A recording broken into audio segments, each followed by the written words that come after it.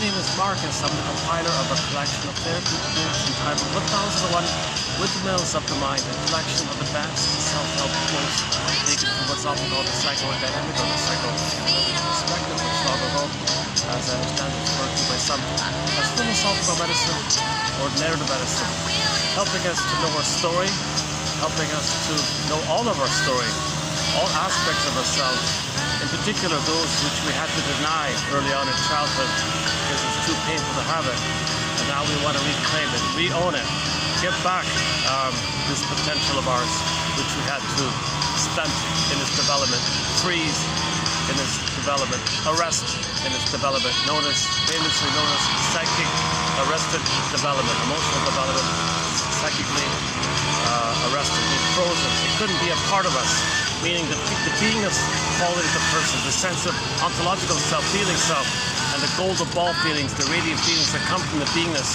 a field of roundness. So the ability, the sadness is there, the ability to make eye statements, the ability to apologize, empathy, compassion, recognition. I think we're finished. I waited forever for them to finish. And then start up again.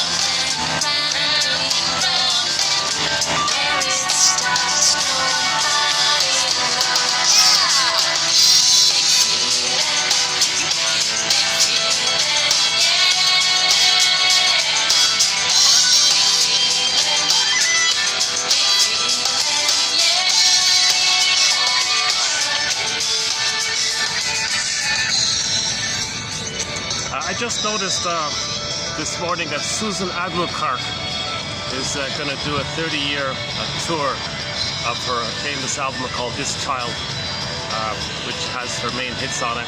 OCM, We're All Family, and Hina Na Ho Na Hina Ho Na Ha Na Ho Na, something like that. Another excellent song of hers. There are two big hits from that album, and now she's going to do a 30th anniversary tour of that album. So the only song I have on hand is her one of her other songs called Big Feeling, which we're playing in the background. So way to go, yeah. She's sort of the first sort of main, I don't know, the first indigenous singer that kind of broke into the main pop stream. Very lovely lady, Susan Adulterer. She's originally from the Inuit people, the Inukti. She speaks, her first language is Inuktitut. I thought it was Inuktitut. Somebody corrected me. No, it's Inuktitut or something like that. Beautiful language. If you hear it spoken, oh my goodness, it's a rich. You can feel it with the tonality and the consonants, the words, and you speak those words. It brings up the feelings. It's a very rich, beautiful language. Inuktitut. If you listen to Beatrice Deer, for example, sing in her first language, Inuktitut, you can really hear it there with Beatrice Deer. Susan Adulterer mostly sings in English, yeah.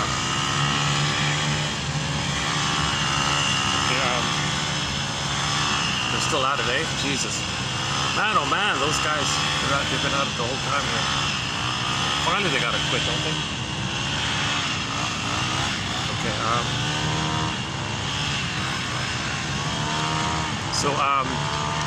So the opening premise is we're all born with a beingness, an ontological self called embodiment, called the yin, the shakti, the midnight blue, this quality of feeling at home with him. It's feeling real and alive in our body. We feel embodied. we live to the extent that we come from this embodied feeling. We want to feel embodied. We want to feel real and alive. We want to feel from our body, through our body. We want to feel things feelingly. We're meant to feel. We're feeling beings. Human beings are feeling beings. You know, come on. So the problem is with childhood trauma, the pin goes in the collar, and out of the collar it's flat affect. So the jargon is flat emotion, flat. The emotions go flat. That's the trauma. So we want to get it back. We want the pin to pop out and get our feelings back. The image associated with the return of our feelings is the phoenix of the firebird. The firebird is the aliveness of the flames of the firebird, and we get our feelings back. When that pin pops out, we can feel again. We had our feelings, we lost it, we want to get it back. Okay, now the symbol to represent or to symbolize our beingness is the feminine element, the feminine principle, meaning the beingness quality. The beingness quality, the jargon is the feminine element. Now the feminine element, the feminine quality, is symbolized in turn likewise as the princess. So now you got the princess to represent the beingness, the feminine principle. So look at the condition of the princess. If the princess is lost, wounded, frozen, locked in a tower, earth opens up, she gets pulled down.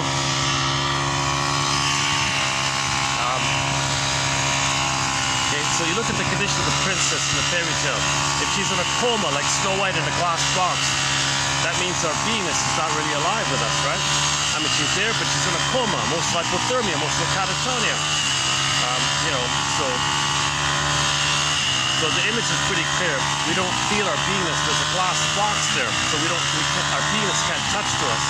And to boot, she's in a coma, to boot, and she's in a glass box. So we're kind of detached from our feeling, and that's the trauma. Snow White in a glass coffin is a symbol of psychological, emotional trauma, central development. Our beingness can't be a part of us. Our beingness can't be with us. Snow White's called our budding beauty, our emerging self, also known as the budding beauty. So we're all born with a budding beauty, okay, symbolized as Snow White. Okay, so Snow White is our budding beauty. So everybody has a budding beauty. Now, whoever's traumatized, okay, and that budding beauty can be symbolized like Snow White in a glass box. Yeah, that's the condition of our budding beauty. It's frozen in its development. It can't be a part of us. It's frozen early on. So that's what we're trying to get. We want Snow White to come back. You know, we want Rapunzel to come back. Okay, and so all these princesses that are lost. Now sometimes the princess, okay, in the primary dream world mentation, Mr. Fairy Tale mentation called primary process thinking, primary process mentation. It's a different kind of mentation in the baby's mind. Okay, imaginal, no time, flip-flop, dispersing, house of mirrors. Yeah, so the things can flip-flop and shape-shift. So in one fairy tale, the maiden king, so our beingness is the maiden, and the beingness leaves as the king. The king, okay, that's the masculine. The masculine is a symbol for the masculine. The king is the symbol of the masculine. The masculine is a symbol of the doing. The doing comes from the being. Maiden king, the being is the leads. And from the being, doing is ethical, moral, virtuous, and healthy like that. When you got your beingness, so the maiden is the king. Maiden king. Okay, the phrase captures the idea right off the bat. Okay, now, in the fairy tale, the maiden king, okay, with childhood trauma, the maiden king morphed into a swan, shapeshift, morphed into a swan and took off. Go I know not whither, bring back I know not what. Go across the 13th times, 10 times, 7 point something unknown, x to the power, and bring back I know not what. Okay, that idea conveys go across the 7th, go to the 14th ocean, go to the 7,200 and something mountain. You know, it just means unknown. So when they say it like that, it just means, oh my God, go I know not whither and bring back I know not what. Like, oh my God. So that means that's a severe trauma if our soul has to be disguised and morphed to fly away to protect. We're trying to protect the system, the psyche. The person is trying to protect their soul. So they exile it away. Morph it, disguise it, and send it away. That's to hide it. Or lock it in a tower. Or Echo turns to a statue in the forest. Okay, Miss Core gets pulled out into the underworld. Okay, that's called deep repression. And now you got the chasm feeling. Okay, geological metaphor, basic fault. The chasm, right, on the earth. Okay, earth opens up, the crack in the earth like that, and then the princess, Miss Core, the authentic core of a person, the beingness of a person gets pulled out into the underworld. Now you got the escaping crack in the earth like that. Okay, that's the metaphor of the emotional feeling that a core basic fault, geological metaphor, basic fault, like a crack in the earth, basic fault. So now we're living with this feeling, this eerie, strange but eerie feeling that something really flawed took place. Some basic core fault took place called the basic fault. Okay, Miss Gru calls it the abandonment syndrome, the abandonment complex, the abandonment neurosis, the abandonment depression. Okay, what do you want to call it? The basic fault. So there's a pain so utter, it swallows substance up, and the person goes in a swoon. So where your beingness is meant to be, there's a crack there, and you can't go in there. You can't be there. Your beingness got zooped down. Your beingness is not there. The beingness has got zooped down. Like Rapunzel in a tower, the beingness core got pulled down, and I got the chasm there. So you can't stand there. So Emily Dickinson describes it that, well, you're going to go into a mercy swoon. There's a pain so utter, swallows substance up, that the person goes in a swoon. That's when the brain sends endorphins to numb the pain, to put you in a trance, okay, puts you in a hypnoid state, sleepwalking state. Now you can go through the motions of life. Now you can always avoid this loss of the pain of your beingness. It numbs you. The pain of losing your beingness is numbed over. Now you're numbed over your pain, where your beingness should be. So you don't have your beingness. Instead of your beingness, you just have this numb-like feeling. One guy joked about, he joked, he says he doesn't drink because he's always drunk. He's always in a stupor. His brain constantly sends him a flood of continuous endorphins to numb the pain. So he's constantly swimming with this numb-like feeling called the dissociative attachment style. So his attachment about him is this dissociative quality, and that's the link to the other. So he's going to stay dissociative. Okay, it means he's going to sleepwalk through life, feel like life is passing me by. When does life begin? That kind of quality. Something's missing. This core beingness is missing. There's a pain so utter you go in a swoon. So you're slightly dissociative. You're just like in a trance life. You're going through the motions of life. You can get 10 PhDs, you can get 10 medals, you can get 10 awards, but something's missing. Your beingness is missing. Now, associated with your beingness is the feeling of the blue jay. The bluebird of happiness comes from your beingness. The serene, inexhaustible fullness of being. You need your beingness to feel the blue jay. The blue jay is a symbol for the pleasant feeling that you feel when you have your beingness. It's natural to have our beingness, and that's the blue jay or the bluebird like that. Okay.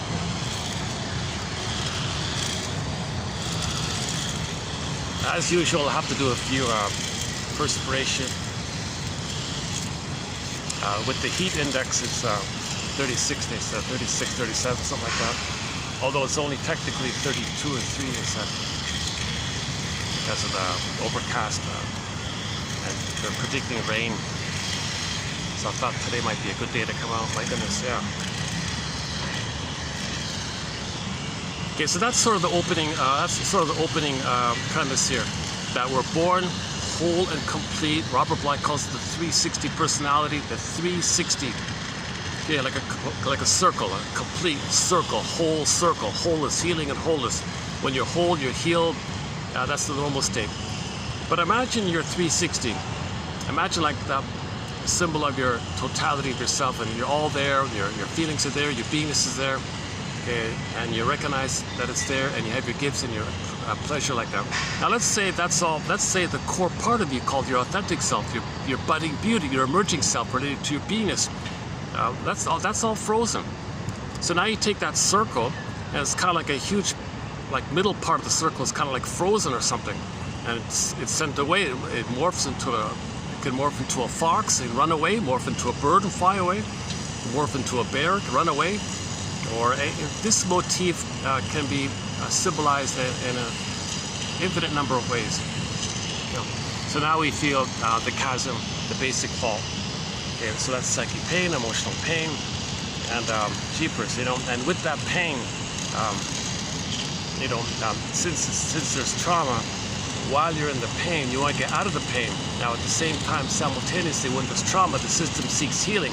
The system seeks wholeness and healing. The system, the organism, is trying to heal. It wants the phoenix to come back. It wants the firebird to come back. It wants the pin to pop up.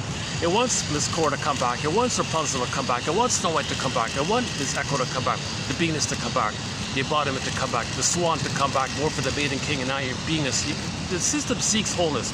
We had it. We lost it. Want to get it back. Okay, the golden ball went down the well. Want to get the golden ball back. The golden ball is associated with the primary feelings of your beingness. Joy and sadness representing the primary feeling. Maybe I'll just do a perspiration moment here. Hold on a sec. Let's dig up the song here.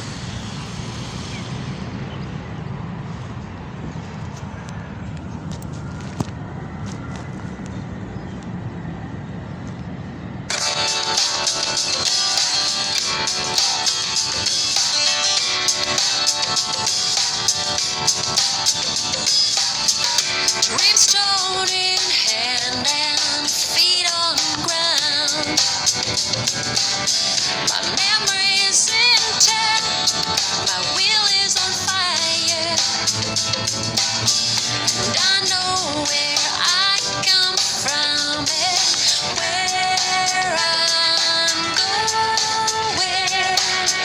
and I won't be afraid anymore. Big feeling, yeah. Big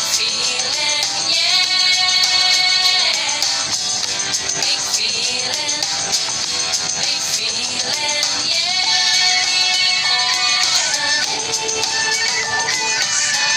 My bones and blood are my intuition. My mores, my bond, a promise is paid. You are the well that keeps me turning, turning. You are the cradle to my being.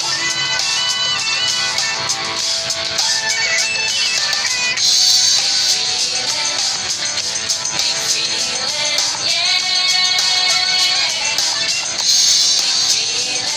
Big feeling,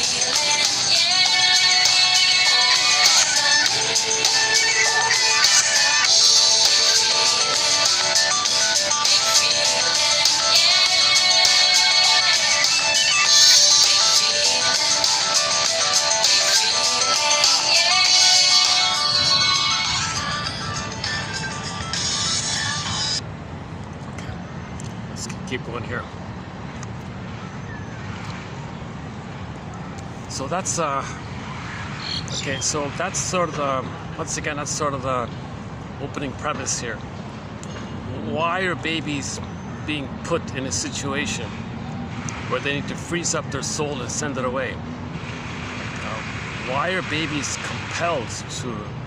Why is it so unsafe for the baby to have their beingness and their feelings and their golden ball and their budding beauty and their emerging self and feel whole and complete? Why are babies put in that situation? Well, babies have needs. Babies are human beings. Babies are human beings. They have needs. Okay. The umbrella term for what they basically need is called a secure attachment style. A secure attachment style. Roughly subdivided into 5 phases. Okay, and each phase takes like 2 hours to run through, so let's not do it here this time around. But just as a table of contents, phase 1 is the time into uterus. The babies need a welcoming womb. A welcoming womb. Is the uterus a friendly place? Okay, so mother doesn't take pills or smokes or drinks or argues, things like that. The baby needs safety in the uterus. Babies need paradise, Shambhala, Nirvana, Shangri-La, and a kind of paradisical image. The babies need a blissful feeling. It's a blissful Garden of Eden feeling. He's blissed out, oceanic feeling, oceanic oneness. He's one with the whole system. No time, no space, floating around. He's a happy camper. He needs what we don't want, what the baby does not want or doesn't expect. The baby doesn't expect what's called prenatal distress syndrome. If the mother's smoking, okay, the center vein which set in the cord which sends down the oxygen to the baby, he's getting anoxia. Okay, the vein constricts, not enough oxygen, baby suffocating almost. He's terrorized like this. So we don't want the babies to have that kind of experience. And there's a lot more going on with the table of contents. So number 1, the time of uterus. He needs paradise in there. Okay, phase 2, part 2. Mother's got to prepare and do everything possible in advance to minimize the chance of birth trauma. Babies make a huge transition. They need all the help and support they can get. So mothers can set it up in advance to minimize the chance of complications at birth. There's a whole long list of things she can do. Okay, Klaus and Kennel, La Boyer, the whole called the lotus birth. You leave the cord, leave the placenta. Okay, so the key one is the continuity of the oneness has got to continue. If the cord is removed, okay, that's a betrayal trauma. Mother, you betrayed me. Where are you? I expected you. You betrayed me. You let the cord and the placenta go away. That's my bridge to you. Where are you? I don't know where you are. I don't understand time. You're not there. he freezes up right at birth. That's called birth trauma, betrayal trauma at birth. So you need to leave the cord and placenta there. And there's a lot more going on. There's a wealth of information about the birthing time. He needs the continuity of the rhythm of safety between the two, but the infant dual unity's got to continue. Okay? Because the baby's so heavily dependent on the mother's body, psychologically it's considered an extended womb. An extended womb. The role of the mother is to provide an extended symbiosis, an extended intimacy, an extended blissful oneness for the first 4 to 5 months. And that's the baby's deprived of that at birth trauma if the cords are removed, placenta's removed like that. So that's the key one there, number 2. Number 3 is from birth to 4 to 5 months. Mothers provide that extended paradise. That's the key one there, that oneness feeling. And then from 4 to 5 months to 18 months, okay, the child is going to practice and begin to separate and differentiate and be himself because he felt safe enough to do so. So he needed that time where he's fed and soothed. Mother sees him, mother understands him, recognizes him, appreciates him. And the child remembers this. He's wiring in the memory with the mother. The mother's the world for the baby. He's going to understand the prototype of the world by his relationship with the mother. So he needs a normal interaction with the mother, where the mother sees him, soothes him, recognizes him, makes adjustments, is there for him, is present for him. He remembers that he wires it in, it becomes a part of him. He can do those things for himself. Thanks, Mom, thanks for doing those things for me. I got it wired in, I can do it for myself now. He needs a lot from birth to 4 to 5 months. Okay, and then at 4 to 5 months, he begins to hatch out. Okay, for a psychological birth, he begins the hatching out process for a psychological birth. Okay, so that's from 4 to 5 months. 18 months, that phase is called the world is my oyster. Because the narcissism, where the baby thinks he owns everything, everything is him, he's the king and a god, he's center of it all, it's all about him, center stage, can't see past him, there's no solid stick bubbles, all about him, a king and a god, he's entitled, all about him. That kind of phenomenon is still there up until 18 months. But now he's got motor skills, he can walk around, crawl around. So the mother's just meant to delight in that. And nature's greatest miracle, not only is her baby unique and all that, but the baby thinks he's a Superman. Oh, he's a unique Superman. Allow the baby that phase. Okay, tolerate that kind of phase. In other words, the mother shouldn't rebuff him. Who do you think you are? The mother shouldn't rebuff him. Let him have that phase where he thinks he owns everything, he's a king and a god. If that's allowed to take place, by that time the ego is developed. The reality ego, the central conscious reality ego, or the child's ego develops to the point where he gets it. Oh my God, I get it now. I'm a person, mother's a person. Oh, I see. Now there's a delight. Now there's real relating with real people, and there's a huge delight. So he lets go of the little godlike, king-like status. Now he enters into the human realm. Now Voyager, seek thou forth to find yourself. So from 18 months to 36 months, that's the famous rapprochement phase, where he's going to be like an explorer, and the mother shouldn't rebuff him during that time. So some children discover things. Hey, Ma, look what I found. I'm busy. Rebuffed already. So he's frozen at that time. But at least the mother got him past that 18-month phase. So the most rock bottom minimum least mothers need to get their children over the 18-month phase, because that's the godlike delusion that they're entitled, everything's for them. If they're frozen or traumatized prior to 18 months, it's lead to one of the stick of personality patterns, bully pattern, Iago pattern, all the various types of narcissistic patterns. Okay, not just the familiar exhibitionistic one that we see. You got the voyeur one, the clinging vine one, okay, the passive aggressive one, the turtle one, the waif one. You got a few other kind of narcissistic types, and all those narcissistic types, they don't have empathy for others, gratitude for others. All that's missing. They're still in the state of entitlement to receive. Gratitude starts post 18 months. But if they're traumatized prior to 18 months, they cannot feel gratitude. That means there's no love, there's no intimacy, and plus the key one, there's no I. Okay, intimacy, the word intimacy, look at the word intimacy. There are two I's in the letter, when you spell intimacy, you need two I's. There are two I's in intimacy. So the baby gets the I, he starts to get the I post 18 months. If he's traumatized prior to 18 months, there's missing I. He's one with the mother, he's crossed over, the false ideal. He's the mother, there's no I there. He's got to sacrifice his I, he's got to sell his I to have the power of the mother, has the agency that he's a king like. So, okay, another Okay, a key thing here is when babies are traumatized prior to 18 months, it leads to one of the stick of personality patterns as just mentioned.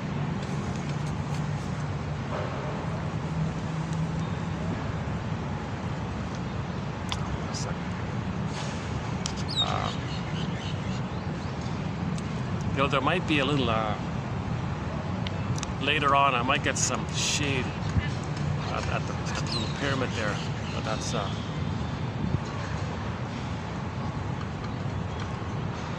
I guess there's no rain, eh? I brought the umbrella. I brought a big clunker umbrella thinking it might rain.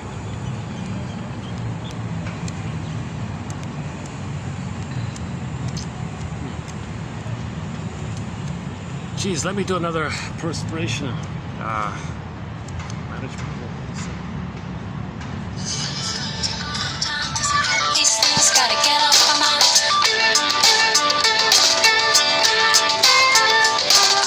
Round and round and round and round. Where is the stars? Nobody knows. They feel it. They feel it.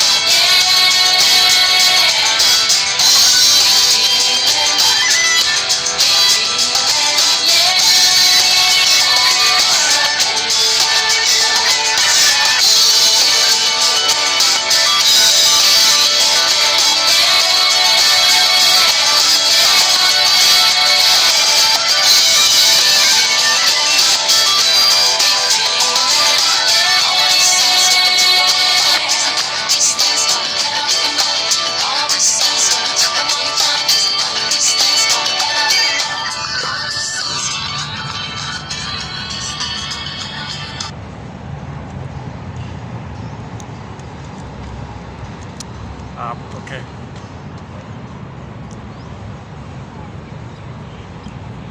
I don't really talk about current events when I post these videos, but there was a real sad sort of not too far from me, an earthquake took place, and a sad story there.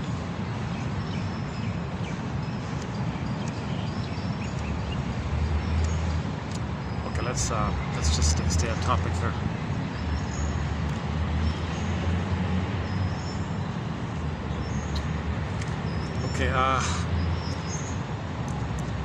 Okay, where are we here?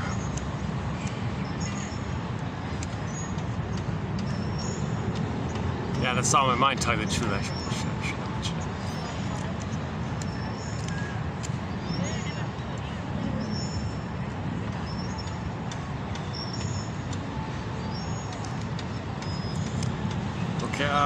Okay, let's back up a sec. So, the beingness quality. Okay, so we're talking about the 5 parts of the secure attachment style. Okay, needs of during the uterus time, needs of the birthing time, needs for the psychological egg time, birth to 4 to 5 months. Okay, the Superman time, the word is more oyster phase, 4 to 5 months to 18 months, and then the now Voyager seek thou forth to find yourself phase, the rapprochement phase, 18 months to 36 months, a ballpark. So he has needs during those 5 times. If he's traumatized within those 5 phases, okay, it can lead to a tendency toward one of the stinger personality types. That's trauma prior to 18 months. Okay, if the trauma is even earlier, like within the first 4 to 5 months, now you got the bully pattern, Iago pattern, and other kind of complicated patterns. There's added elements there, including the narcissistic quality. Okay, if the trauma is sort of post 18 months, the child doesn't cross over and make the Faustian deal, the Faustian bargain, the Faustian pact. He doesn't identify with the aggressor. He's got enough of a childlike kind of place. So he'll be more anxious, he'll be more childlike, and he'll be afraid of his autonomy, he'll be afraid of his self-agency. Okay, but he doesn't hurt others. He's just childlike. He's self-defeating.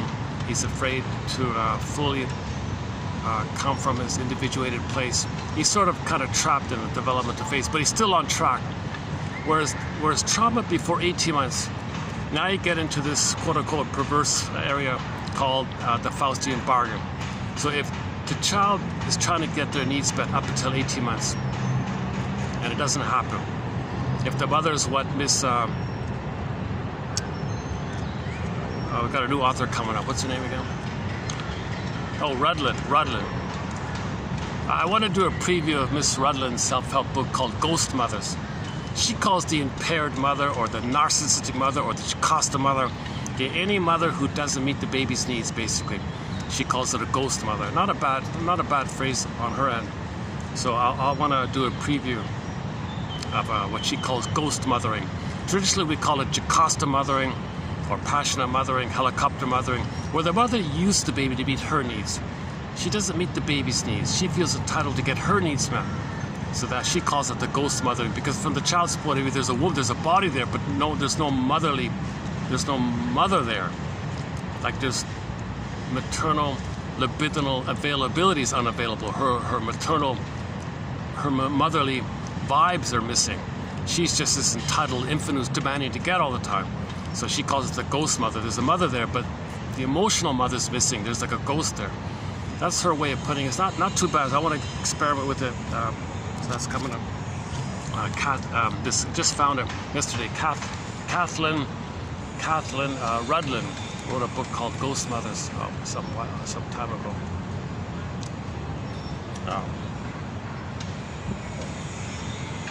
The image is commonly the Wicked Queen in Snow White, where it's all about her. She's center stage.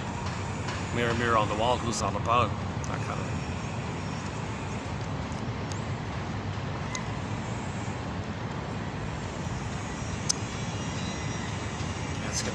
It's gonna get busy. Let me hold on a second. Let me check around.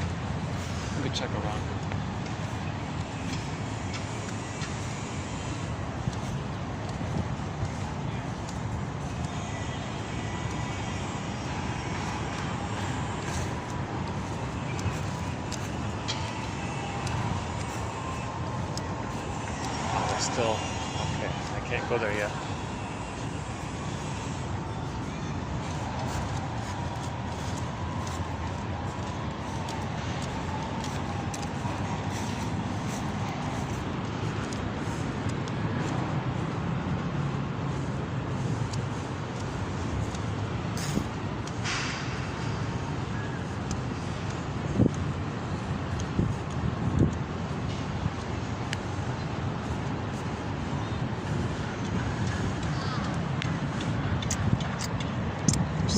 Somebody just saw right to my side there, and kind of a little distracting.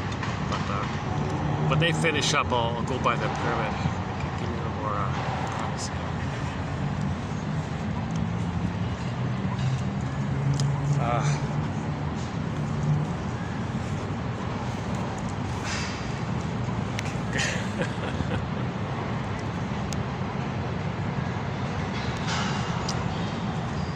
Let's see if I can settle in here a little bit. Okay, let's get back on track here. All right, let's get back on track here. So the child is on a developmental track. The baby is meant to be on a developmental track. But sometimes that development gets derailed, frozen. We're talking about his emotional development, his beingness development, the ability for his beingness to be a part of him. The ability for his budding beauty, his emerging self, his authentic self, his real self, his true self to be a part of him. That's supposed to develop with him as he chronologically and physically develops. His beingness, his inner life is meant to be there at the same time. But he may be frozen in an area, and there's the famous split, so he can chronologically grow up. He can get 10 PhDs, he can cognitively develop and get 10 medals and all that.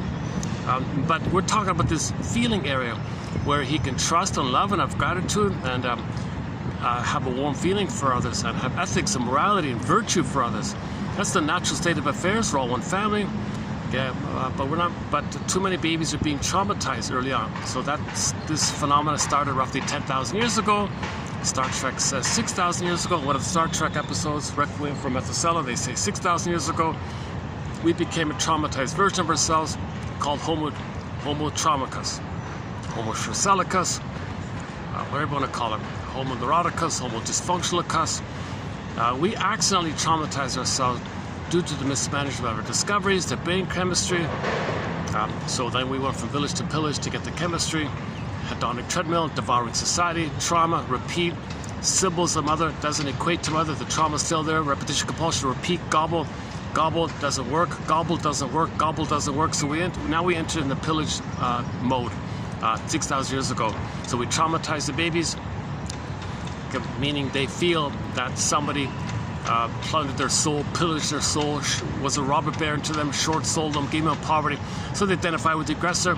Okay, as above, so below. The outer behavior will be a reflection of the inner state. So you create a template, and then the outer is going to reflect the template. So the template is like that. So his behavior outwardly will reflect what took place with the mother. So babies were removed. The cord, the placenta were removed, betrayed. Okay, when there's a great pain like that, okay, remember the baby's beginning identity is narcissism. He's got to have some identity. He's got to think that he's a king or a god. He's got to preserve, he's got to salvage some crumb, some remnant that he makes it happen, that he's the one who does it. Because that's his identity in the beginning. All babies think they're kings and gods. Now, if the mother's hurting him, or he's betrayed, he can't have his beingness, okay, he's so passive in this kind of place. Okay, this is misattunement, malattunement again and again. It's a strain happening all the time. Baby says, where's my identity here? Okay, enter the temptation. Okay, the temptation, called the Faustian bargain, called the Faust complex, or the Faustian complex, called identification with the aggressor.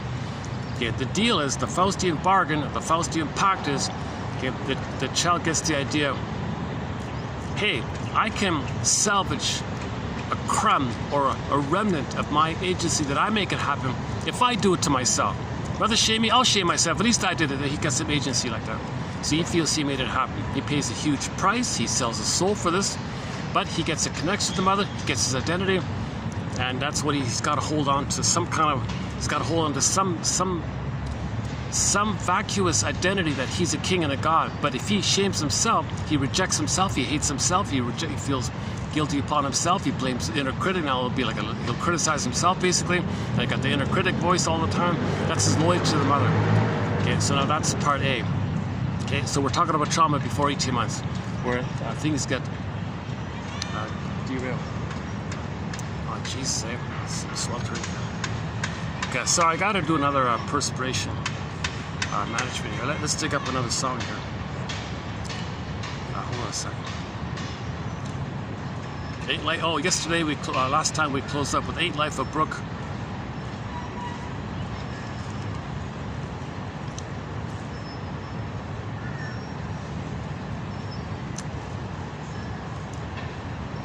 Chase Wild Horses.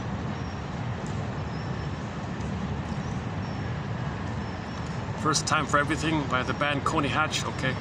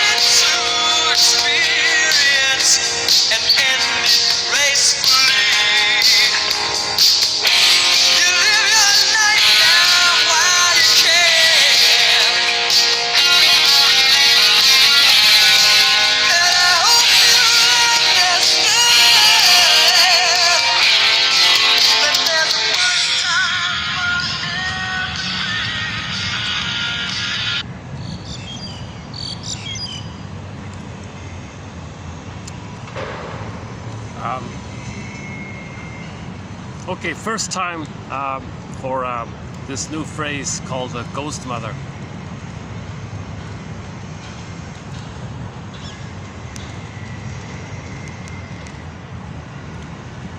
She, what I like about her, she really captures, and you can feel that she's really facing this issue, that her mother was a ghost mother, i.e. she's a woman with NPD in a nutshell. Now there are a lot of books about narcissistic mothers, borderline mothers, emotional and unavailable mothers, impaired mothers. There's a lot of books like that. This just sort of adds one to it. It's not you, it's your mother, or you and the narcissist, and so on. Trapped in the mirror, the land golem, unloved again, so on. So roughly 6,000 years ago or 10,000 years ago, babies were traumatized, meaning the mind in the baby is that his soul was pillaged and plundered. He becomes the aggressor. The land he'll pillage and plunder to reflect how his soul and his beingness and his home, his inner home was plundered, his inner home was robbed, his inner home was taken away. So he does that outwardly to reflect the mind. Okay, our behavior outwardly is a reflection of our mind. So we're meant to observe our behavior outwardly and look at like a mirror to see our mind. When you heal the mind, your behavior is normal. But if your mind is traumatized and wounded, well, that'll be reflected to you like a mirror. So you look at the mirror and you see, and you want to address your psychic structure, your traumatized psyche. Myths and fairy tales are pictures of our traumatized psyche. Okay, psychic splitting, goddess and demon, this cord getting pulled down, and all the patterns you see in myths and fairy tales are all code for aspects of psychological trauma. So let's do the Snow White briefly then. So Snow White means, okay, that if any person is born into this world and their mother is a ghost mother, a narcissistic mother, okay, that's the wicked queen. Yes, the ancient fairy tales, they said it directly. The wicked queen was your mother. Your mother was kind of like that emotionally. Okay, she was impaired. So if a person is born to a narcissistic mother, okay, so she's not going to love. She has no beingness. She can't love. It's all about her. Center stage. It's got to be all about her. So she won't love. In her anger at the idea that she's got to love, that's the rough handling. Later on, that's the laces image. So she handles the baby in a rough way, angry way, her fingers grabbing the baby's body. That's the laces, tight laces. Okay, her mother's thoughts. No, I'm center. It's all about me. I'm entitled. I can't give. I'm supposed to give. I can't handle this. I hate this idea. All this negative thoughts about loving and giving, that's the poison comb idea. Okay, comb associated with hair. So hair is associated with thoughts coming out of the head, like your hair comes out of your head. That's kind of like the thoughts, a symbol like that. So the mother is sending her angry thoughts via the comb, the rough handling with the comb, angry thoughts with the comb, okay, the bristle of the comb. It's kind of like her angry thoughts entering into the child. That's the poison comb idea. Her toxic thoughts, her harmful attitude. No, baby, it's not about you, it's about me. It can't be about you. You don't have needs, you don't have a budding beauty, you don't have any, you're not important. I'm the only important one, not about you. That's her angry thoughts, it's a poison comb. Now, this is a metaphor. We're not talking about physical harm. The mother's not going to physically do that to the baby, but it's a metaphor for quote-unquote soul murder, right? Meaning murder the child's beingness, murder the child's needs, feeling important, having an identity. The mother doesn't want to see them. The mother can't meet those kind of needs, so she wants to extinguish the child's needs of her inner life. That's kind of like that. So. So the poison apple, it's a condensation image. Okay, so if she's feeding, let's say, the cortisol goes into the milk. So now you got the rubber, now you got the nipple, round red, okay, that's like an apple, okay, and the cortisol in the milk, okay, that's like the poison apple idea, feeding like that. Okay, so you can see what's going on. Now, so if a child is born into the world with the narcissistic mother, wicked queen mother, ghost mother, impaired mother, etc., Jocasta mother, okay, narcissistic mother means it's all about her. So remember the queen, look, mirror, mirror on the wall, who's the greatest, who's it all about, who's center stage, who's all about, okay, who's entitled to receive, who's entitled to receive, who's it all about. I see it past my bubble. I'm in a solipsistic bubble world. It's all about me. I can't love or give. Forget about that. I got to receive. I'm entitled to receive. Because the mother's impaired. The mother's at a place where she's supposed to receive from her mother. And she's frozen there waiting, frozen there waiting, frozen there waiting. Okay, now, since it's all about her, now you can blend in the narcissist bit. Narcissist looks at the pool of water. He sees the reflection. That's all he sees. That's all about him. That's all he sees. It's oneness. Okay, so it's all just him. He doesn't see other. It just sees oneness like that. At the same time, okay, part B of it all is he's stuck there, transfixed there. He can't leave there. Yes, he's in a blissful, delusional place where he thinks it's all about him. Now, the only way to get out of it is if mother appears. And you can see that mother sees him. And he sees how she sees him. That helps to facilitate that he's seen by a mother who saw him. Now he understands that. Now he understands himself by the way she sees him. So she interprets him with delight and love and all that. He's a person, unique person. Oh, really? So he kind of gets that sense by the interaction with the mother, called famously known as mirroring. So narcissist is waiting for a mother to appear to see if he can see himself, then he can leave. So the Wicked Queen's doing the same thing. She looks in the mirror, mirror, who's number one, who's the center stage, same idea. The Wicked Queen in the mirror, it's the same thing with narcissists in the mirror. Okay, again, any child born into this world with an impaired mother like that, with a ghost mother like that, okay, so that person themselves, okay, they're getting the treatment, laces, apple, comb, right? They're getting that kind of harsh treatment. Okay, so what does the child do in that case? Well, their budding beauty, their Snow White, their own personal Snow White within, the budding beauty, it's going to get frozen in a coffin, in a glass box, in a forest like that. Now she's in a deep, deep coma like that, and you know, the mother hopes the child never has any kind of needs, never has any kind of identity, and the child had to hide their soul, protect their soul, exile their soul, freeze up their soul like that.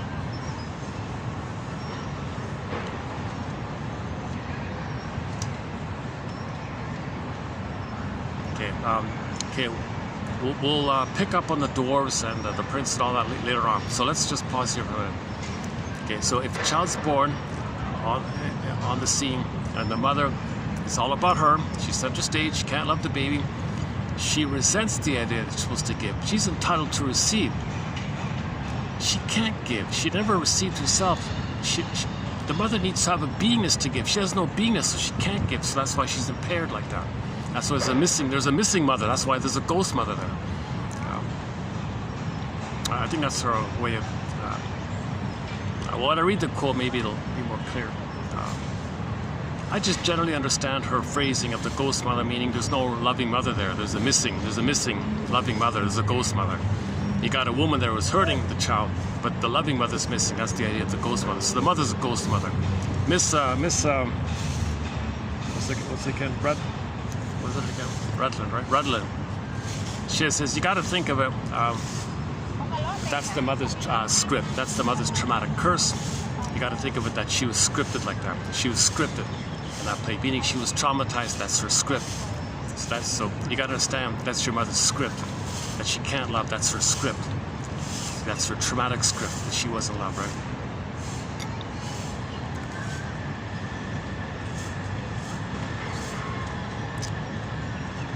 Now the confusion is, no babies want to believe this. No babies want to believe their mother didn't love them, their mother failed me, and mother's like the Wicked Queen. No baby wants to believe that. They can't know it, they don't want to believe it, so they have the hope. They're holding on, they're loyal, they're waiting. So they won't betray her, they won't leave her, they'll stay in that kind of tie, they'll maintain that kind of hope, they'll maintain that kind of, they're waiting for one day mother will change her ways, a time machine will appear, and you'll get her love finally. So people are kind of stuck with this relentless, unreal hope that one day you'll receive mother's love in the past. Because that part of the brain doesn't know time. The amygdala doesn't know time. It's about survival. You need her love to be yourself. So you're kind of waiting all the time like that. So the only way out of this curse, let's say, you got to admit your mother was impaired. The greatest hurt of all, mother failed me. Okay, she didn't have a penis, and she's a ghost mother to boot. So let's first time for everything. So here's our first run through.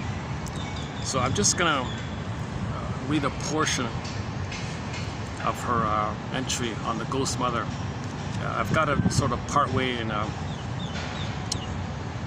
Part of it is in 3012, and the other part's in 3013. So let me run through it. It's a total of three parts here. Okay, let me read these 3 parts. So this is going to be a preview of the ghost mother phenomenon. Something we need to admit. We need to admit this painful truth. This is very hard to do. This is sort of like a layered thing. Okay, after you search for your story, what's going on? Oh my God, my mother was impaired. She was like a wicked queen. Holy, you know what, right? So you're gonna feel a kind of real disturbance like this, a shock and a surprise like this. No one wants to admit this kind of thing. But at midlife, that's the audit you got to do. At the midlife audit, the midlife examination period called the hero's journey, the second journey, this life survey you take, where you wanna, get your feelings back. You got to admit the painful truth. Okay, you got to call a spade a spade. You cannot heal if you lie to yourself. You cannot heal if you preserve this tie that binds. If you preserve this loyalty. Okay, it's bittersweet that you're still loyal to a mother who hurt you, thinking one day she'll love you. She can't. She doesn't have the beingness to do so. She doesn't have the memory of having been loved to do so. Why are you still waiting? Isn't it bittersweet? Says the Twilight Zone. A narcissistic mother represents ghost mothering in the extreme, because the mother doesn't feel responsible for her child. Can you believe it? Mother has a baby, doesn't care, no feeling, no empathy, doesn't care. In fact, doesn't even want the child probably. Now she may calculate, all right, I'll keep the baby alive. I'll keep the baby alive with no needs, no feelings. I'll control, and the baby will be highly dependent on me. Always turn to me, always need me, so I don't feel alone. I feel important. I feel important. If my child is defective and unhappy, I feel important. By comparison, she'll feel important. So she'll use the child to feel important. If her own child is defeated, not happy, not successful, and the child is miserable, the child will always come to her. Oh, you're coming to me? I'm important. I know mother knows best. Yeah, I know best. I'm a king. I'm a god. So she wants to set it up like that. A narcissistic mother represents ghost mothering in the extreme, because the mother doesn't feel responsible for her child, and instead uses her role to get her own needs met. Okay, enter Anne Sexton. I made you to find me, baby. I didn't make you to love you to be yourself. I didn't know who I was. The mother might say, I don't know who I am. I didn't get enough love from my mother. I had no base to find myself with. Hey, let me have a baby. I'll parentify the baby, objectify the baby, thingify the baby, use the baby to be the base for me, so that I don't feel alone. Okay, so the baby will respond to me, mirror me, see me, don't let me feel alone, do what I say, respect me. My mother never respect, baby, you're gonna respect me, I'm gonna make you respect me. So she's using the baby, and then from this process, she thinks she can find herself if she parentifies the baby. I made you to find me. Okay, in the Iron John story, the image for this is the protagonist. To get his soul back, he's got to get the key. His soul is locked in a cage. He needs the key. Where's the key? Under mother's pillow. Meaning, the image of the key under mother's pillow means the mother used the baby to meet her needs. That's the secret. That's the key. Shadow, unknown, unconscious, dark. You got to get the key. She won't give you the key. Get back to the Twilight Zone. If you ask your mother, what happened? Will she tell you? No way. No way. She knows how to push your buttons because, hey, she sold the bond, says the cartoon. No way. She wants narcissistic supply. She's still in that kind of place. She never mourned. She didn't do any kind of self-introspection. She maintained the entitlement. She became addicted. Narcissism is also an addiction. It's literally an addiction in the brain chemistry. So she's just addicted. She's addicted to hate and schadenfreude, spite and using. She feels entitled, makes excuses, makes endless excuses. All these jungle slogans are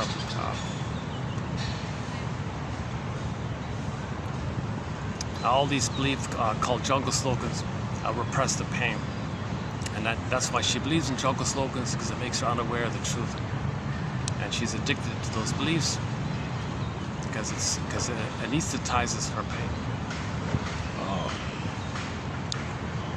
Oh, the guard is letting the kids off the hook here. I noticed that the kids are feeding the pigeons. Okay, I get it. If an adult feeds the pigeons, the guard will come running. But if a little kid does it, they'll leave it alone. That's a good idea. That's a good idea. I used to bring food for the stray cats and the pigeons.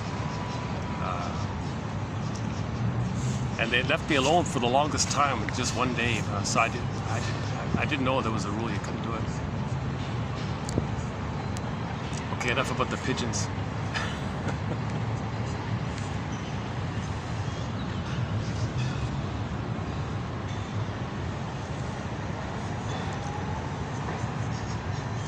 Okay, again. Yeah, let's get a better back. Yeah, let me just.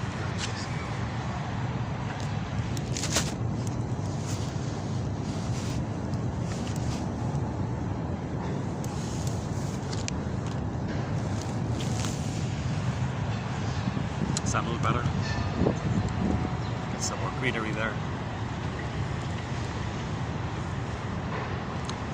Okay, where are we here?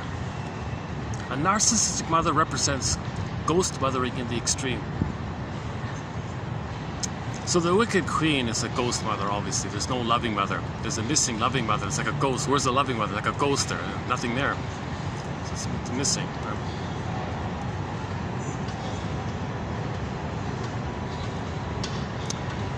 Stick with the phrase, give it a try. First time for everything. Give it a try. First time for everything.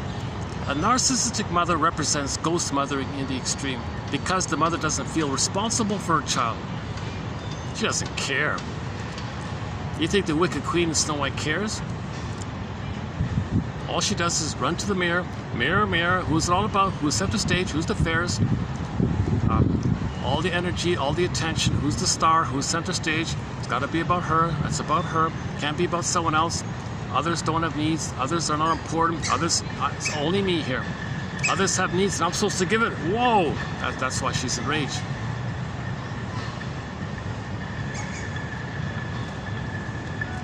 Okay, instead, she uses her role to get her own needs met. I finally had to face the painful realization that my mother wasn't there for me. Never had been and never would be. I recognized that she was a ghost, holding out the promise of being what I needed but never delivering. So you can wait your whole life in your mind to be loved by this ghost, this missing good mother that never existed, a ghost there. And you're waiting from the ghost to love. Isn't it bittersweet that you justify yourself to this ghost, that you're going to please this ghost and placate this ghost and wait with this ghost, be loyal to the ghost, and waiting for the ghost to love you? Your actual mother's long gone, and you're still trying to win love from a memory of a missing mother called the ghost. Well, I was forced to accept that I was holding on to my hope for who I wanted her to be. So you gotta admit, you want your mother to change your ways. You want your mother to be loving. You want your mother to be a normal, loving, maternal, loving mother.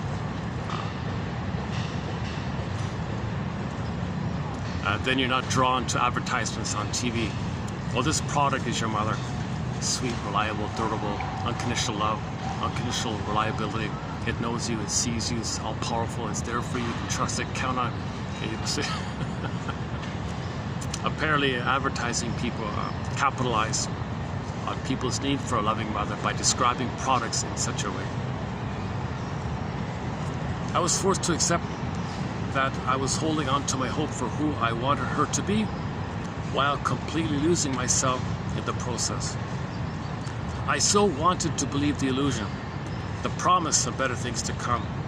I didn't want to accept the reality that she was manipulating me to get her own needs met.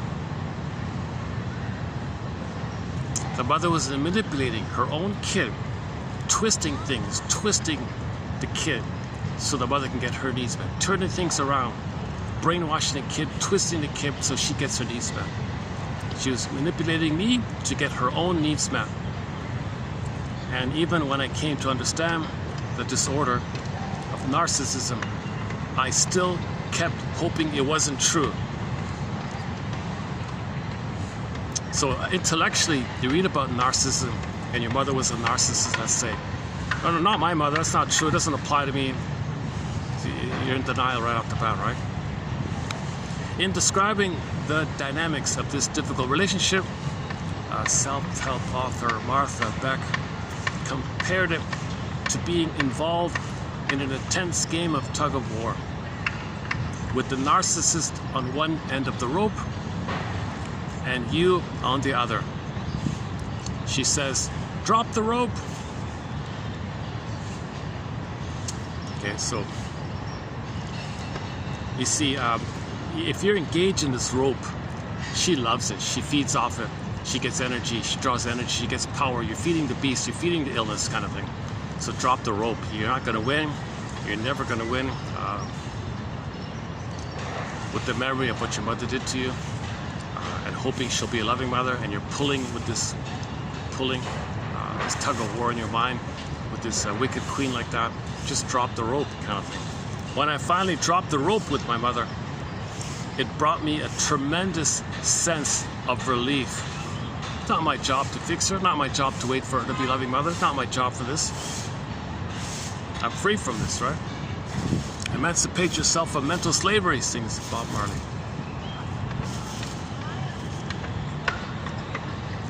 It was also very sad because without this constant effort to get what I needed from her, there wasn't much left between us.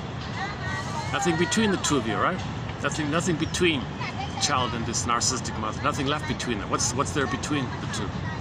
It turns out our relationship was the struggle, the tug of war, the chasing, etc. between us. Without it, there wasn't much of anything to build a relationship on. There's nothing there to build a relationship on, right? No child can build with a mother like that.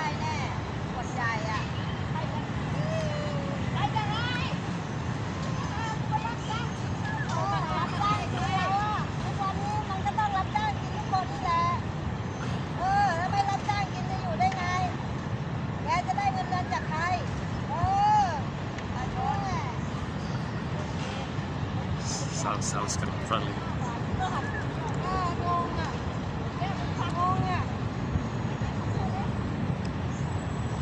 Okay, I'll continue here. There continues to be a strong longing within you for the mother you never had.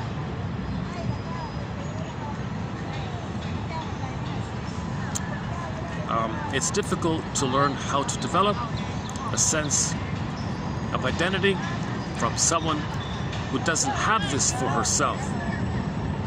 Now, you're not going to get your beingness if your mother doesn't have a beingness. If your mother is engaged in pseudo-relationships, you only learn your role model that. You treat yourself the way your mother treated you. If she was pseudo to you, you'll be pseudo to yourself, you'll be pseudo to others. Having heard negative, critical, or demeaning messages from your ghost mother, you've now internalized them, and you don't even question their validity anymore. So it's kind of automatic, right? It's bittersweet. It's an automatic, bittersweet loyalty to this mother who criticized you, who didn't love you, and you're loyal. And you don't even question it until midlife. You were taught how to live and be in the world by someone who doesn't know how to do this herself.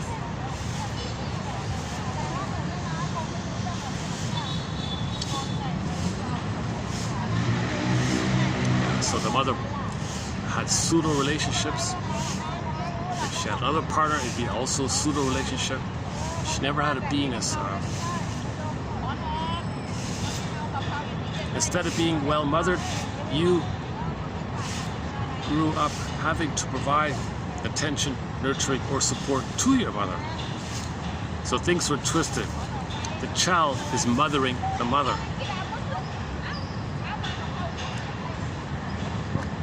In this scenario, roles are reversed, which creates resentment and anger. It means that you learn how to care for others, but you don't learn how to take care of yourself.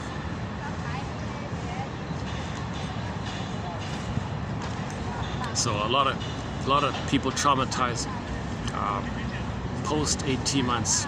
The caretakers and the clingers and the pleasers. Maybe they got lucky to get past 18 months. Maybe they just managed to get over the 18-month hump. But then the mother freaked out and froze them there. There may have been other environmental factors, constitutional factors that allowed the child to get over the 18-month hump. But the mother's in a narcissistic place. So there's no way the mother's gonna support the child's autonomy further, right? He's lucky if he got to the clinger place. But if they're in the clinger place, they'll still try to save the mother and never know how to take care of themselves, accept themselves, nurture themselves, develop themselves. Although they have enough identity to make I statements, they can grow, they can develop, but they're not aware of it, they don't believe it, they don't trust it, they lack confidence like that. But they don't hurt others. So they're the clingers and the caretakers and on the famous Enneagram, they're the famous 2s, right? They know how to take everybody, they can nurse everybody, but they neglect themselves. If my own mother doesn't love me, then who will? She asks. Okay, that's in 12. Okay, the next part here. The process of healing starts with a shift in thinking. A shift that dramatically changes your perception of the past and your relationship with your ghost mother. This transformation begins when you recognize and begin to work with the following statement, colon.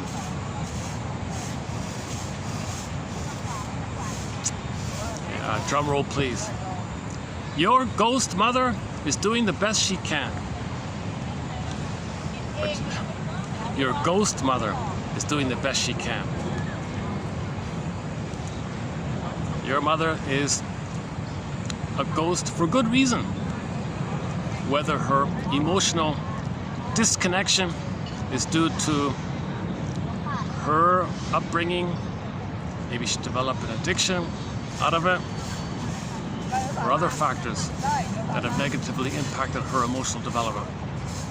The result is that when you deal with the ghost mother, what you get from her is all she has to give. Basically nothing, right? What you are reacting to, what is causing you so much pain, are the emotional deficits within her. The inability to connect with or care about you, because responding to her own needs is a full-time job. Your ghost mother, with all of her inadequacies, is putting forth her best effort, doing the best she can. Okay, so the Wicked Queen is doing the best she can. Put it that way. While her performance may rate no higher than an F, even on her best days, the point is that she can't provide good mothering when the capacity to do so doesn't exist inside her. She can't nurture you when she doesn't experience the emotions that elicit this response. Okay, her golden ball's down the well. She does the ethics, morality, virtues, and love, but the golden ball's missing. She can't guide you in life when she's blindly making her way through it. She can't love you when she doesn't love herself. Untangling yourself from the bind of longing for and chasing a ghost mother requires making peace with her elusiveness. Not doing so means continuing to chase her misty presence, desperately hoping to receive what she doesn't have it to give. What she doesn't have to give. Your ability to heal requires defining her role in your family differently than you have up to this point. It requires making a decision to emotionally let go of the ghost that is never going to turn into a real mother. Okay, I gotta say it again. Go to Twilight Zone, the episode One Life Furnished in Emotional Poverty. It might not be one of the better. It might not be one of their better episodes, but the closing narration is key. That's one of the best closing narrations I've come across so far from the Twilight Zone. Yeah. That's the bittersweet one. Isn't it bittersweet that you're still trying to win love from the ghost mother?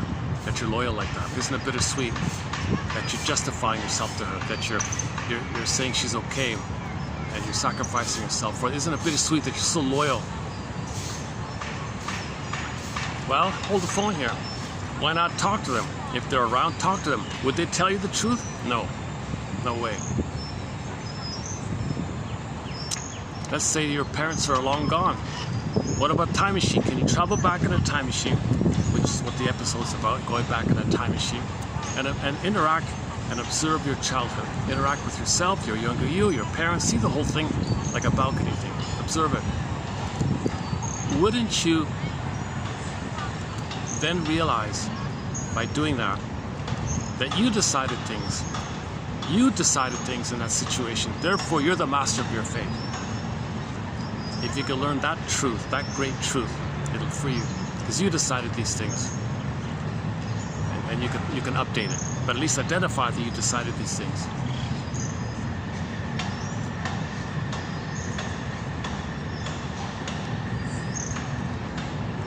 John Thorold asks the question, quote, why didn't my mother love me? Just bluntly like that. Why didn't she love me? And try to answer that question.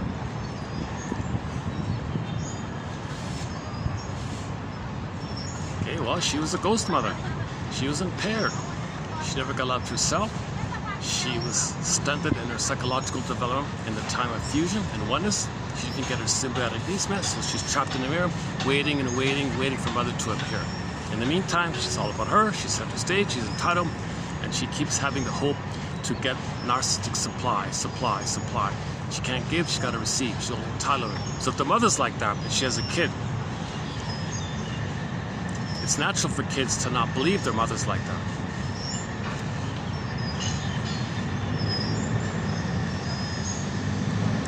She can't guide you in life when she's blindly making her way through it. And she's unconsciously doing this, of course, right? She can't love you when she doesn't love herself. Untangling yourself from the bind of longing for and chasing a ghost mother requires making peace with her elusiveness, emotional unavailability, her being a ghost. Not doing so means continuing to chase her misty presence, desperately hoping to receive what she doesn't have to give. Your ability to heal requires defining her role in your life differently than you have up to this point. So you got to define her differently than you have up until this point. So at midlife, when you do the audit, you got to define her differently. You got to see her differently. At midlife, you got to identify her and see her in a different way. Number one, it requires making a decision to emotionally let go of the ghost that is never going to turn into a real mother. Okay, so when there's trauma, we have the unconscious hope for the fulfillment of old unmet needs. Relentless, unreal hope. Okay, so when real needs are unmet, we search for symbols of those needs. The symbol is not real. You're always searching for symbols of mother's love. The trauma is still there. The pain is still there. You search for a symbol. The symbol is never the real thing. The trauma is still there. You're searching. So you're doing this devouring thing. Okay, in Greek mythology, the image is the guy in the wheel, the suffering guy in the wheel, the axion wheel. And you're never satisfied. So another image in the Greek mythology is Tantalus. Again, the guy is in the hell. Okay, shame. Hell means shame, metaphor for the emotion of shame. Shame is a burning, biting feeling symbolized by the picture of hell. So the guy's in the hell sea, meaning facing shame. Okay, now when he sees the apple in front of him, or the cherry or the grapes, whatever, when he reaches for it, the wind blows the branch away. He can't get it. He tries again, can't get it. Tries again, can't get it. He's always tantalized, rejected. Okay, that's the image for this is a weaning trauma. Weaning trauma. Okay, the nipple was removed. Baby reached out for nursing. Mother pulled it away. Baby wasn't ready for it. That's a trauma frozen in that oneness place. So now he's grasping, unsatisfied. Grasping, unsatisfied. So even if a person does get something, it was promising, it was tantalizing, it was alluring, it didn't satisfy. So never satisfied. So you chase for symbols of other stuff, it'll never satisfy. No matter how much money or how many pints of ice cream, or the anger version of it all, where you treat others the way she treated you, to show up your brother, expose your brother, to tell the world how she treated you, by treating others the way she treated you, as if to say, look world, that's how my mother treated me. Others will play me, I'll play the mother. Look what you did to me. They'll be me, I'll be the mother. I'll treat them badly the way she treated me. That's the negative side of it all. Taking your anger, like you're wearing like a protest banner, that someday mother will apologize. Invent the time machine. Oh.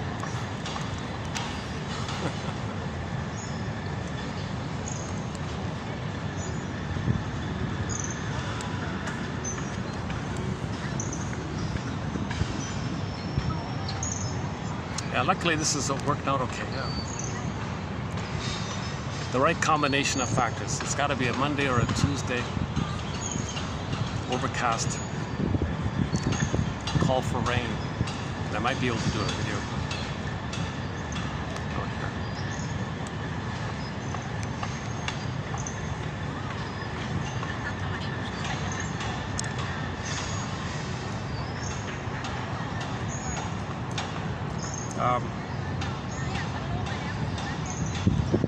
Growing up with a lack of maternal advocacy leaves you feeling empty, lost, etc. Your ghost mother continues to have power over you because of your belief that she has something you need. She doesn't have it. She doesn't have it. Quote, you gotta say to yourself, quote, my mother is a ghost. Her elusiveness is caused by her personal pain and problems. I didn't cause my mother's pain, and I can't fix it. My mother is unable to connect with me at an emotional level. I release myself from my mother's suffering in order to end my own.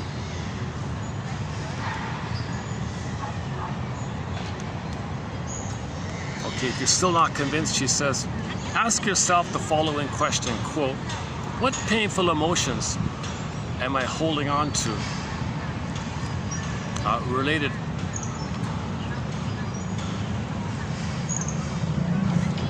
Oh, sorry.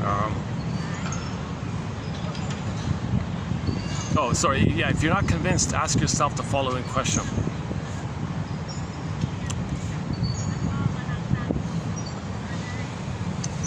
Sit quietly and ask yourself this. Does it make me feel uncomfortable to achieve more than my mother has? Okay, so if you're not convinced, ask yourself this question. Does it make me feel uncomfortable to achieve more than my mother has? That's a clue, right? So that's what are the roadblocks you're dealing with? Say to yourself, I'm not a victim. I survived all this. And you know what? I've learned stuff. I've learned that I survived it, so I've got resources to survive it. Actually, having a ghost mother has helped me learn how to eventually nurture myself.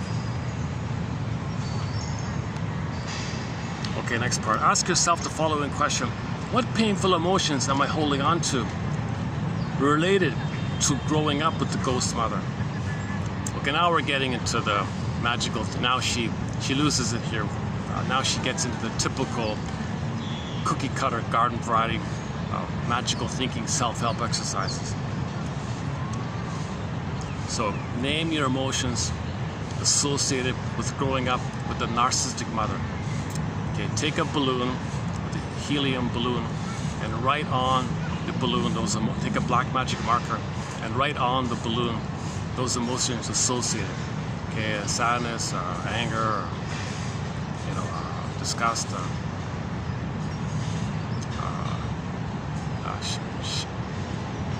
unbelievable, shocking, shame, I don't know, or just seriously, or just keep writing on those balloons. Get a dozen balloons or something, and just write something on the balloon. What painful emotions am I holding on to related to growing up with the ghost mother? Okay, so write those emotions, or make an image of the emotion if you want. Either write or draw on the balloons. Okay, and when you're ready, okay, then just maybe one by one. Yeah, I think one by one. Don't do it all at the same time. Pick one balloon that you're ready to let go, and poof, let it fly up in the air. Watch the balloon go up and up and up and up until it disappears. There's the magical thinking. There's the magical thing. But it sets an intention in yourself that you're willing to let go of this emotion with your ghost mother.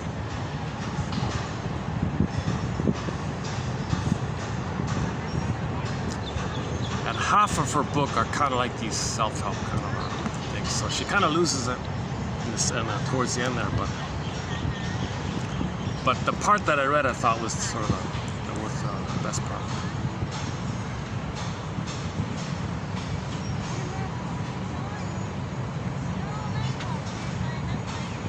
Okay, that's it. Yeah, that's it. Okay.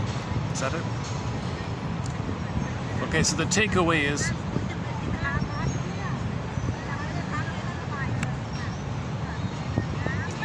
here we have one person's articulation of how to admit that one's mother didn't love the baby, couldn't love the baby. Now, it wasn't a malicious, conscious, it wasn't like a conscious, malicious intention. Like, if it is, she's severely wounded, right? If it is like that. So even if it is like that, it's not natural, right?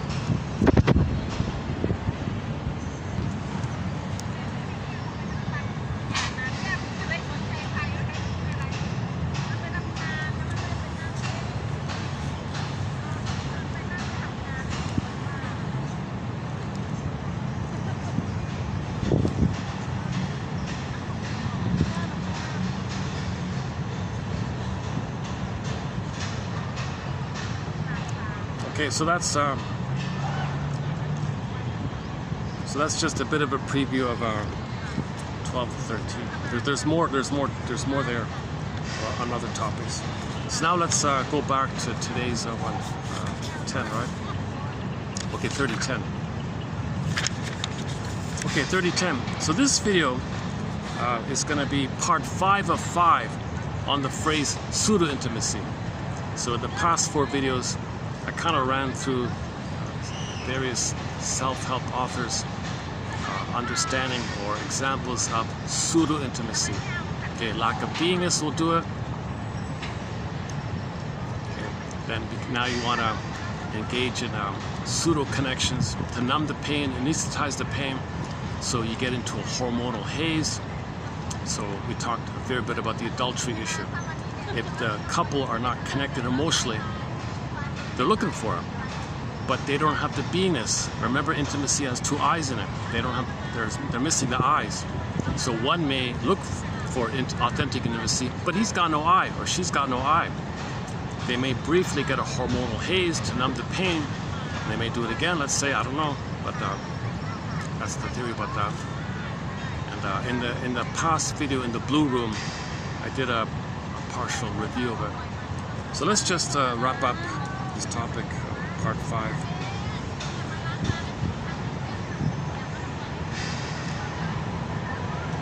People who are not in some kind of pain don't commit adultery.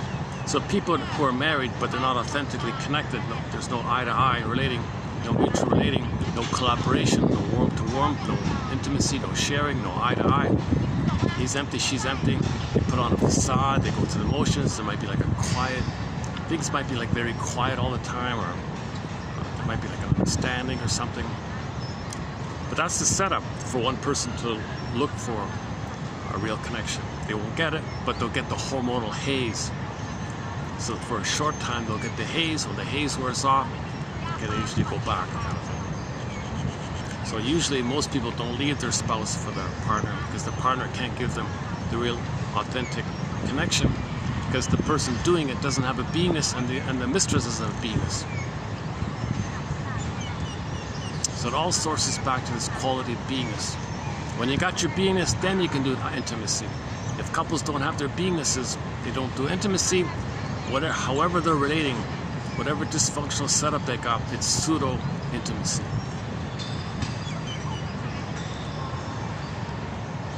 And the pain makes them commit adultery.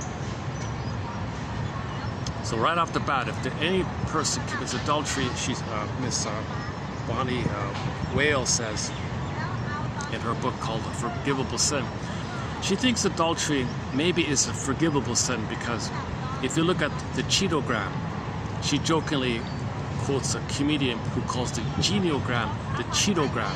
Because if you look at the family tree, you'll find all sorts of secrets in the family tree.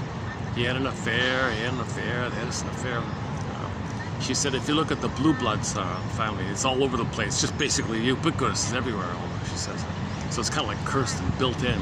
And when there's deep scripts like that, those painful scripts make you repeat. Get out of it. So you don't want to know the pain, so you repeat. One way to not be aware of pain is just to repeat it.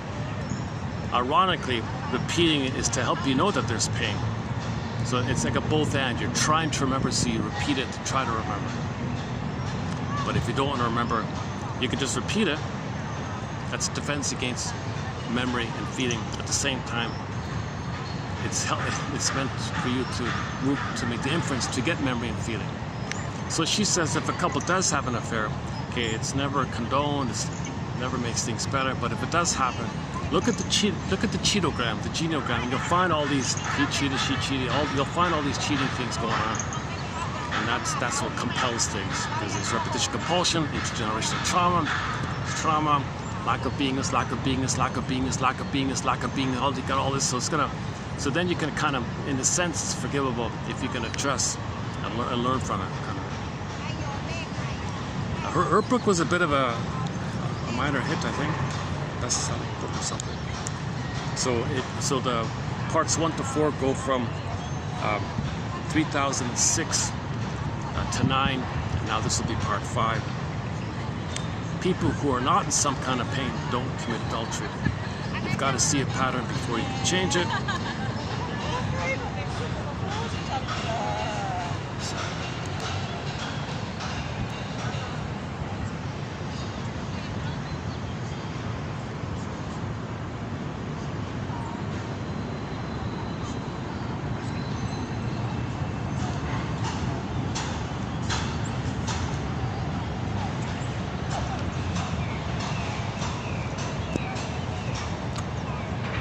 By already? All right.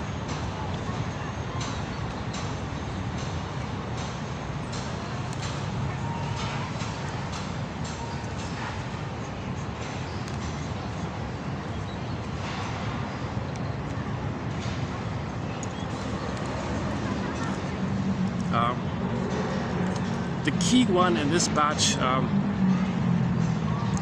is what can a couple do if the affair was discovered and they want to save the marriage. So she has a self-help exercise here called the funeral exercise.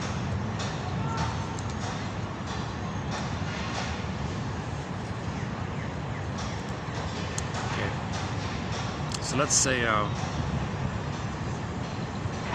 the fellow had an affair, he got caught, let's say, or something, and now what do you do?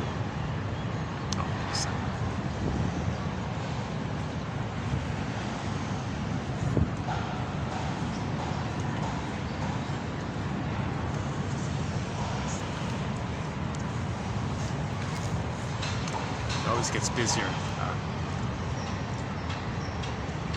Look at that, eh? Only an hour and a half So I'm still a little under the weather, so this feels like it's been 3 hours for me because I'm not really recovered yet. It's only been an hour and a half. Hey, look at that. It's 3:23. Okay, so she has an exercise called a funeral exercise. So this is what the couple can do. So first of all, the victim, the betrayed one. Okay, so she pretends to be dead. Okay, like a funeral thing. So number one, the betrayed lies down and pretends to be dead. He or she closes their eyes and just remains silent, kind of thing. Okay, now the betrayer, okay, the philanderer, right? The husband, he approaches her in the imaginary casket or something, and to say goodbye. It's a funeral, right? Just pretending she's dead, right? He's going to say his final goodbye. He's going to approach to say a last goodbye. He is going to, first of all, say what will not be missed about her. So he'll say, with her pretending to be dead, well, first of all, the exercises, departed one, wife pretending to be dead. The exercise is to tell you what I won't miss. Well, I'm not going to miss the caustic arguments, the guilt trips, the resentments, the sensation of being trapped. Okay, you're nagging, you're henpecking, whatever it is. Okay, he just lists all the things he doesn't like. So he runs to the list. Okay, so when he did all that. Number 3. Next, he explains what he will miss. Now he's going to say what he will miss. Now he lists the things that he will miss. The hilarious pancake breakfast on Sunday mornings. The birth of their first child. The hikes in the autumn woods. Okay, and just fill in the blank. You go on like that. So he's got to go on like that. Okay, number 4. Then the mourner expresses sorrow for the lost hopes, wishes, and dreams that will never come to pass. The round the world cruise they were going to take at retirement. That's not going to pass. Their daughter's college graduation. No, they're not going to be there together to see that. Growing old together. That's not going to. Okay, and so on. So you list the things that you had as a couple planned that's never going to happen. Number 5, the mourner expresses regrets for the affair and the pain it caused. For example, geez, look what I did to the kids and you. I made a mess of our lives, and now here we are gone. Okay, number 6, finally the mourner kisses her mate goodbye.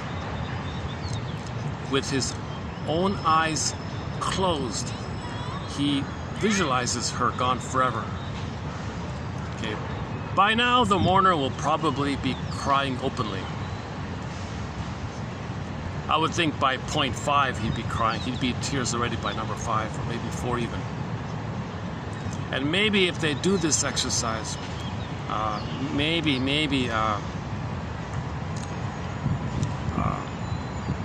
she'll give him another chance. Forgivable sin. Adultery, the forgivable sin. So she recommends this exercise. And plus, looking at the cheetogram. Don't forget about the cheetogram, because that's what causes. So you can. That expression, the cheetogram made me do it. The traumatic script made me do it. It's an excuse. You can't say that, but.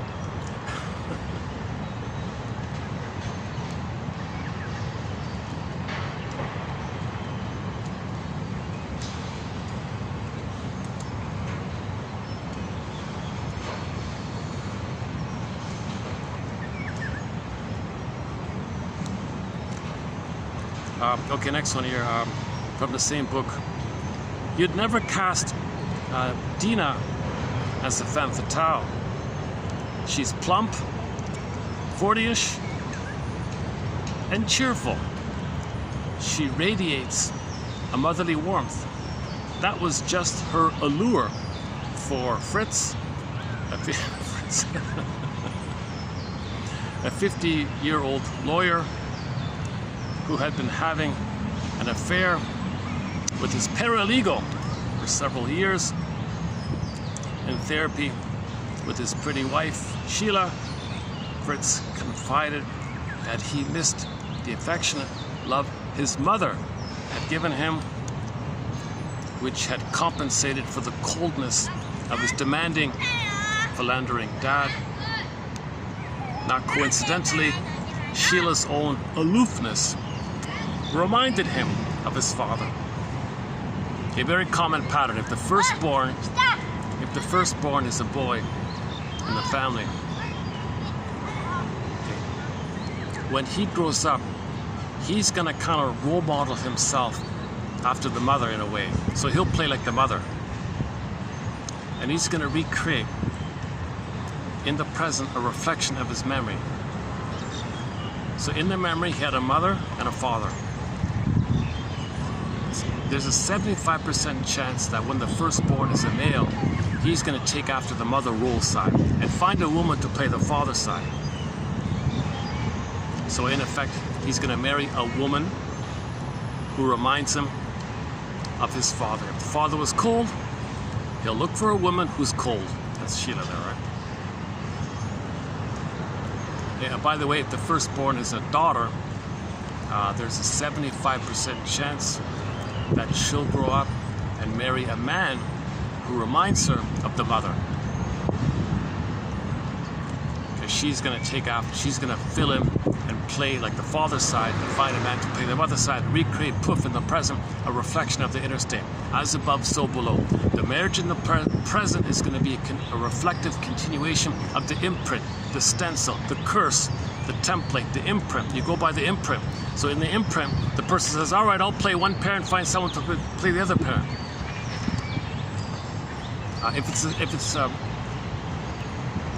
So the pattern is the firstborn does it like that, right? So the firstborn daughter, she marries a man like the mother.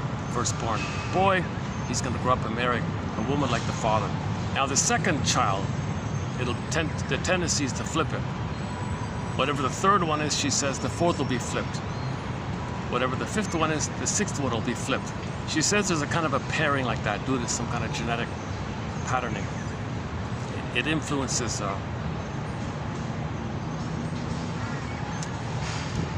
like this.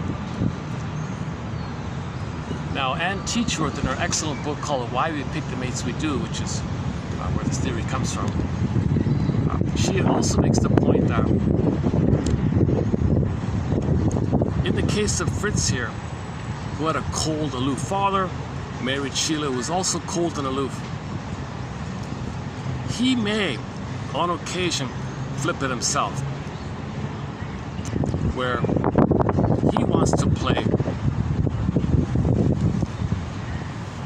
the father one and wants Dina, the plump one, to be the motherly, warm one. But if he does leave the ice queen for Dina, he'll be the ice queen and she'll play the friendly one. See, then he'll play it'll be flipped. So the imprint is mother's friendly, father's cold. Just keep it simple, right? So he plays the friendly one and finds a cold woman, Sheila, right? Let's say he got fed up with it and flipped it. I want to play the cold one. I want a partner. I want Dina to be the friendly one. So he won't be friendly anymore. He'll play the father one. He'll play the cold one. So if he dumps the cold wife, he'll just be the cold man. And then, whereas originally he played the friendly one, Dina now will play the friendly one. He'll play the cold one.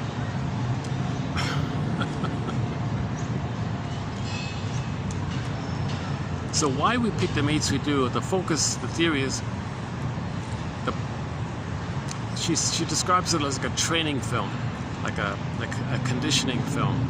The little kid is growing up in the household, and they see their parents. It's like a training film. The kid watches their parents, says to himself, in general terms, says to himself, all right, I'm gonna take after one parent and find somebody to play the other parent, and poof, I'll recreate it.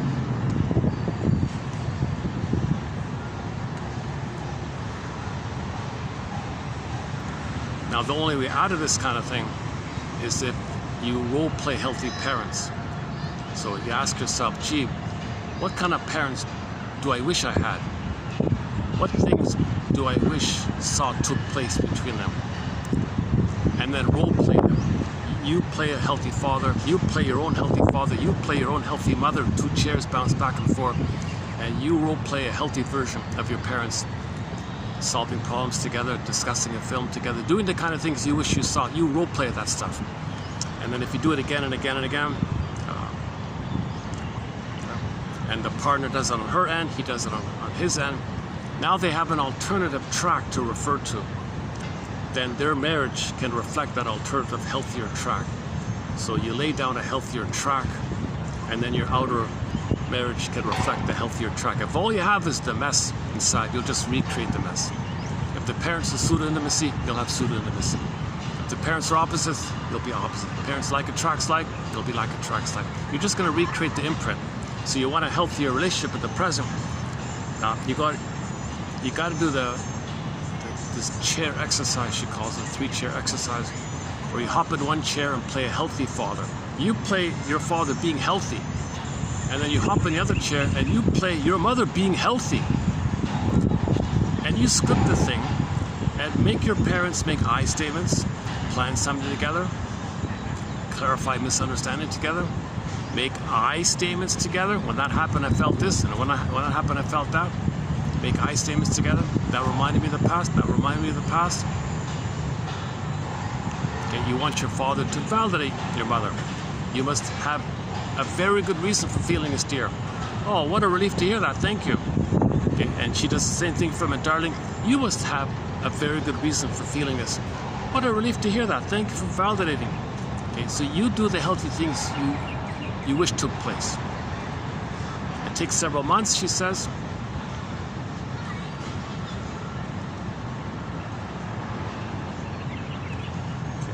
Again, Why We Pick the Mates We Do by Miss Ann Teachworth. For more on that one.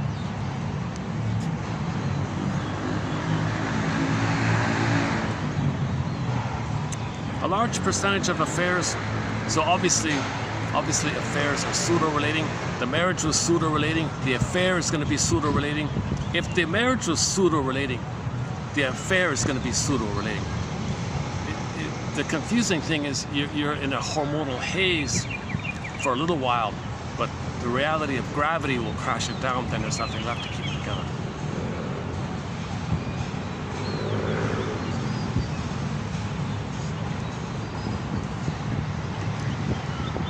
Okay, this is a bit of a relief. Yeah, once in a blue moon, I'm able to do a video out here. Yeah.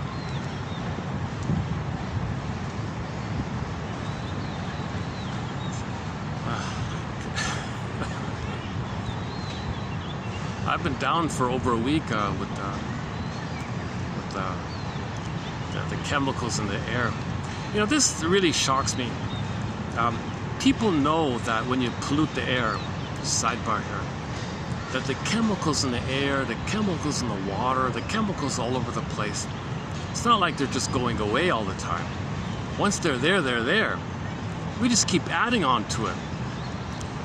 So the toxicity of the air this year is significantly worse than it was last year.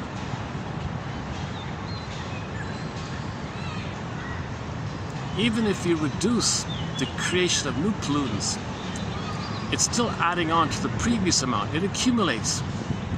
Well, people appreciate this. So look, go to Room 222, the classic TV show, Room 222, Season 3, Episode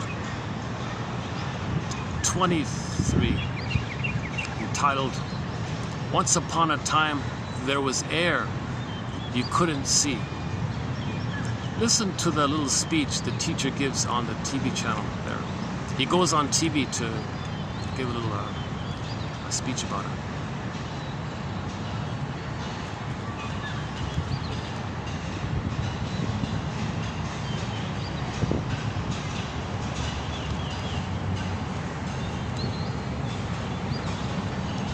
It's a negative cycle. You see, we're polluting the air because babies are suffering anoxia at birth or in the uterus time. So we pollute the air to reflect that we were polluted, that we didn't get clean, good oxygen in the canal at birth shortly afterwards. So we create it to communicate what happened to us.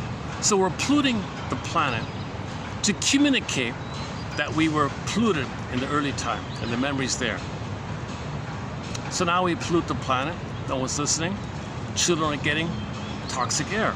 They grow up and pollute the planet, pollute the air to communicate that they were polluted.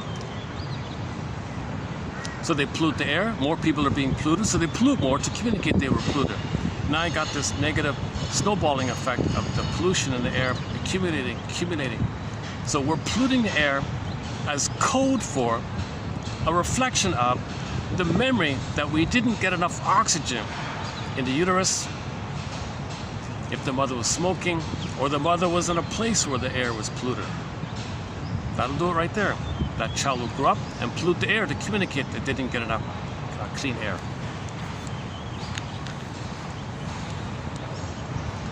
As above, so below. We're trying to know our inner state, so we recreate it. So we're putting toxins in the air, destroying the oxygen level in the air, making the air dirty, because we're trying to know ourselves. We're trying to make the inference ourselves. We're trying to discover for ourselves in the uterus. Mother was smoking. She was arguing. And we didn't get enough oxygen down the center vein. Or the cord was severed. Or problems at birth.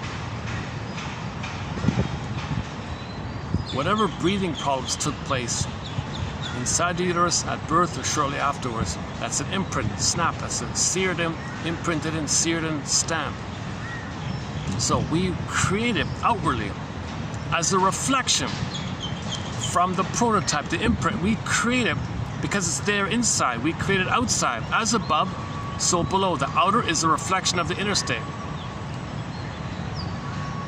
So the only way to clean our air, for Pete's sakes, is to say to ourselves, "Oh, I see. Let me pick up the phone. Hey, stock lady, I don't want shares in things that pollute the air. I don't want to do that anymore."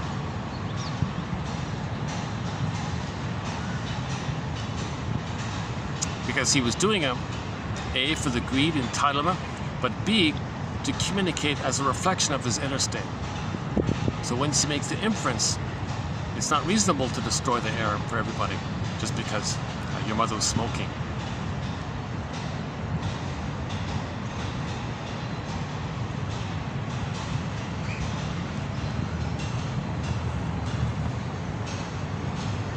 I look at places like Bangladesh. My goodness, the air there is unbelievable. Other places as well, obviously. So all those children are getting not enough air, which is going to be perpetuated. So they won't.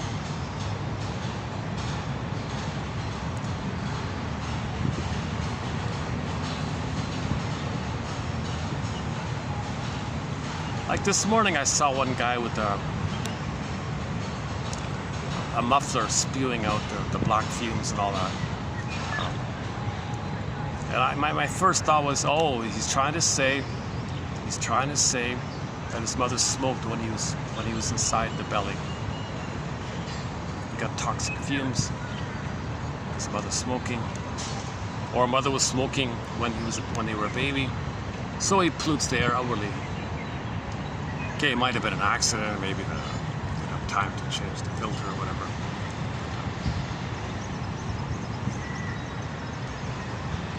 But this is a key, one of our key topics in our collection here, 1001, Windmills Divine, as above, so below. Okay, go to 2725, part 3 of 3. There's a 7.5-hour video on this topic called the 48 Symptoms of Homotrauma, as above, so below.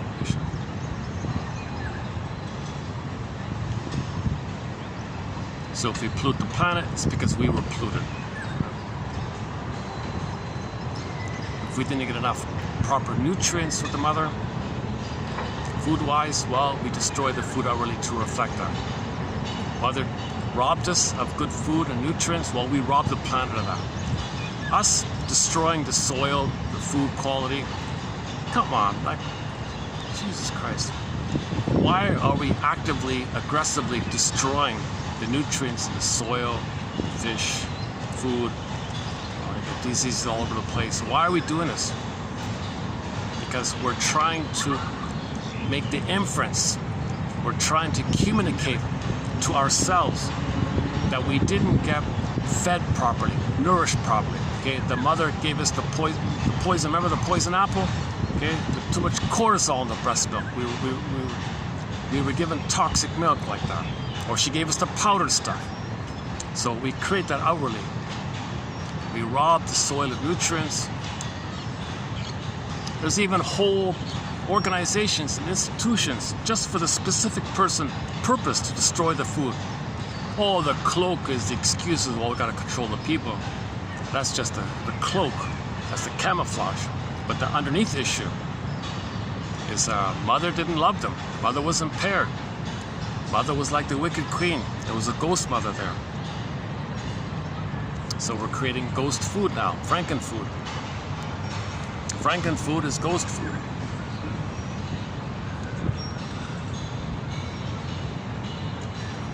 Okay, just a little rant there.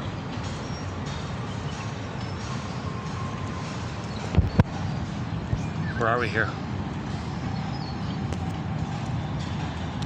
A large percentage of affairs are desperate, dysfunctional efforts to keep a relationship going. If I can find what I don't get from my mate elsewhere, the adulterous party reasons, I won't have to break up my happy home. No, sorry. Oh, if I can. Oh, okay. There's the excuse. There's a good BS, right? Well, if I can't find tenderness and affection with my wife, maybe I can get it outside. That'll save the marriage.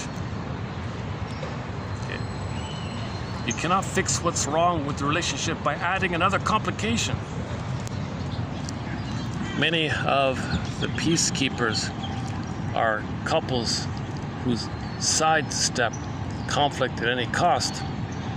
No matter what happens, they delude themselves into thinking that a polite marriage is a happy one.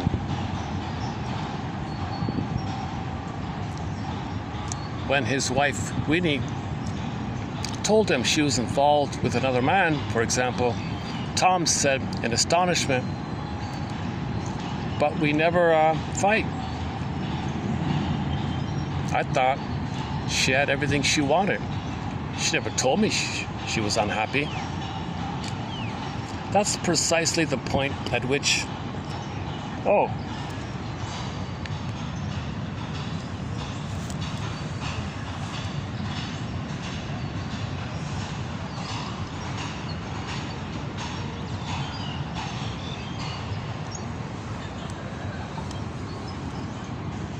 that's precisely the point at which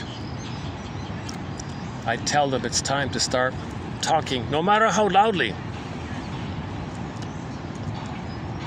Have a pillow fight or something. If you don't know your mate's needs, disappointments, and fears, he or she may turn to an affair as a cry for help.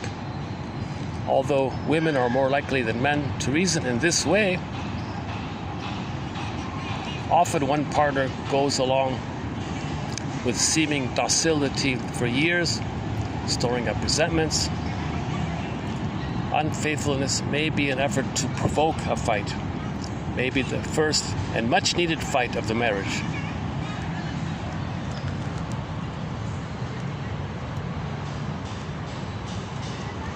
So couples can have a clean argument.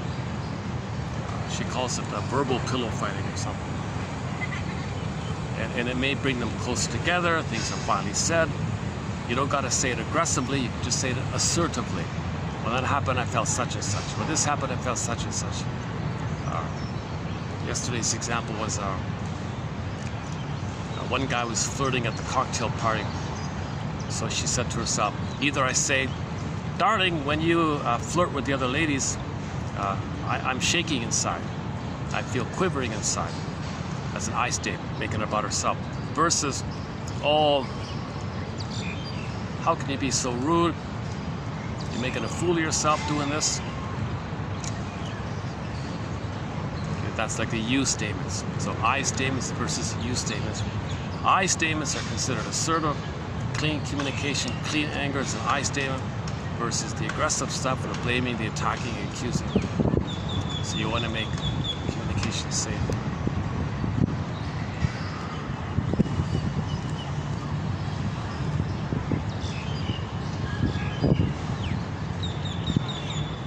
This next one is about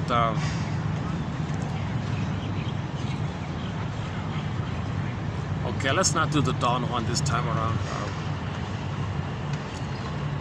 Okay, the next one's about the Don Juan.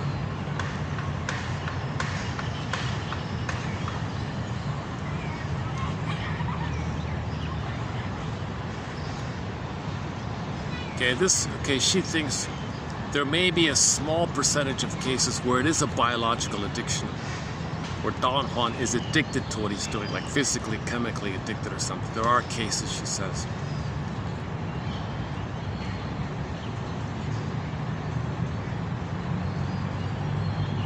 Yeah, that's not a major one,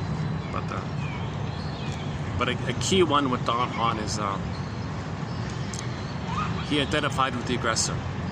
As a baby, he was allured and rejected. So he becomes the allurer, allures women and rejects them. He's married to mom. He's gonna act like the mom, treat others the way she treated him. So he allures and rejects again and again and again.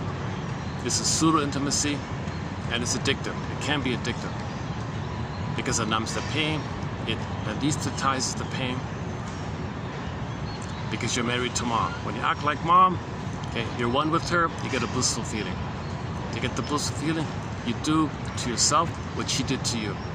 So you project your soul onto the victim woman, allure her and reject her. That's what she did to you, and you are her. So you're excited, shattered for it. You feel gleeful, count the points, whatever, you feel important, you're doing this. And you're doing, that's the Faustian deal, because you're doing it. You're gonna allure and reject yourself. Okay? Now, when you allure and reject yourself, it's too much pain, you don't want to know it. So the proxy's you allure them and reject them. So Don Juan does that, the Donna Juana does it likewise.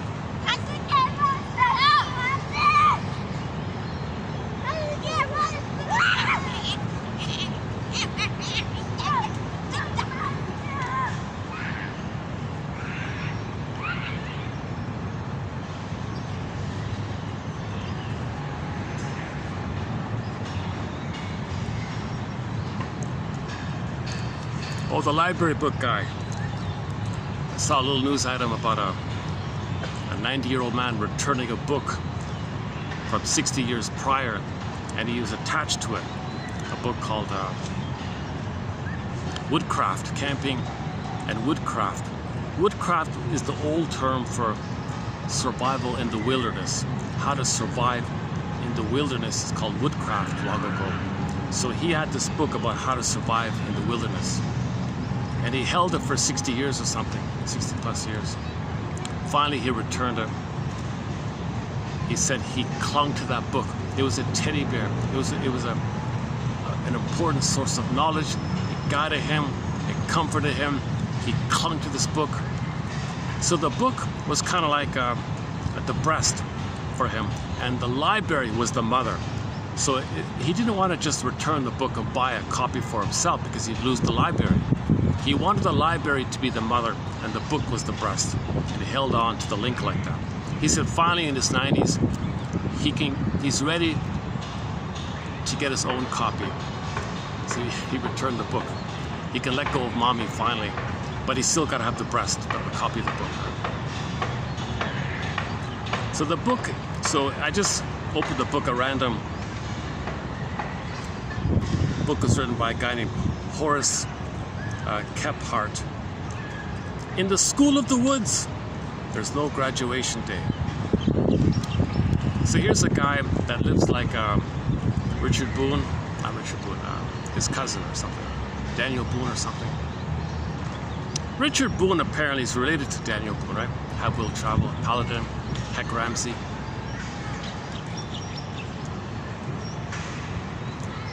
There is one Have Will Travel episode where Paladin does survival in the wilderness.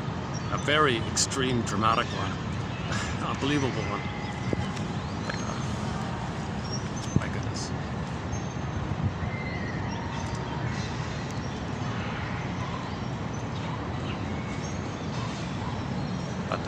But this book, this guy said he survived in the woods for years and years, alone in the woods. In the School of the Woods, there's no graduation day. Lifelong learning. Lifelong learning. So just a good metaphor for regular life too, right?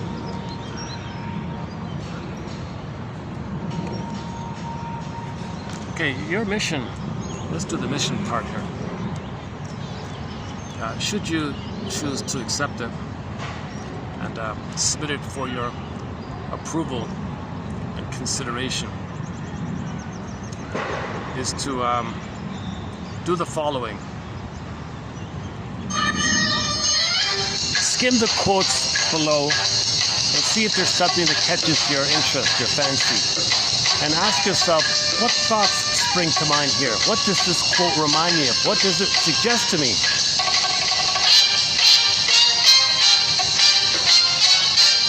And when an emotion comes along, make room for the feeling. Make room for the feeling or sensation.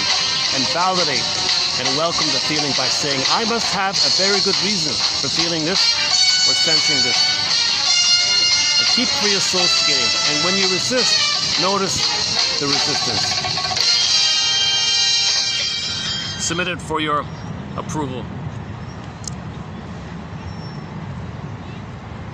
Also, should you choose to accept it, for the price of you-know-what, for the price of you-know-what, one can obtain for themselves this massive, for the price of this,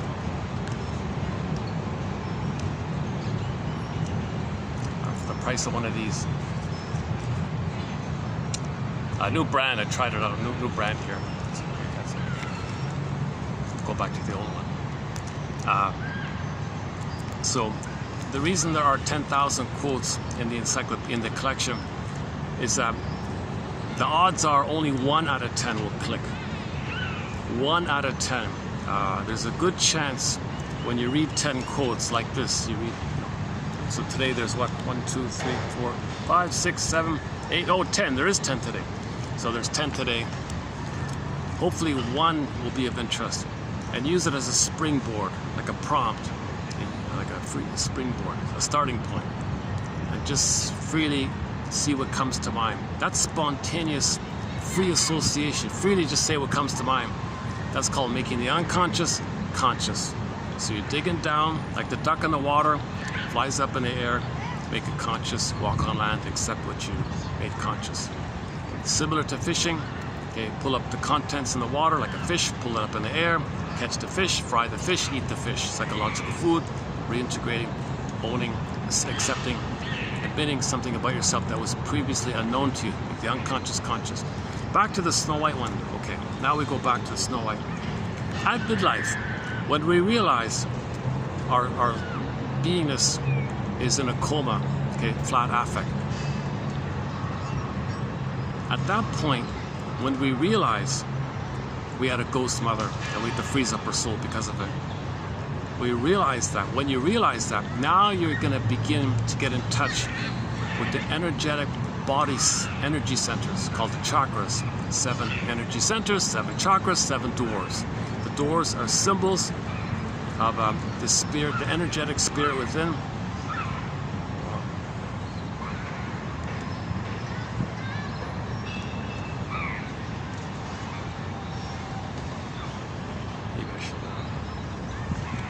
maybe I can, yeah, so.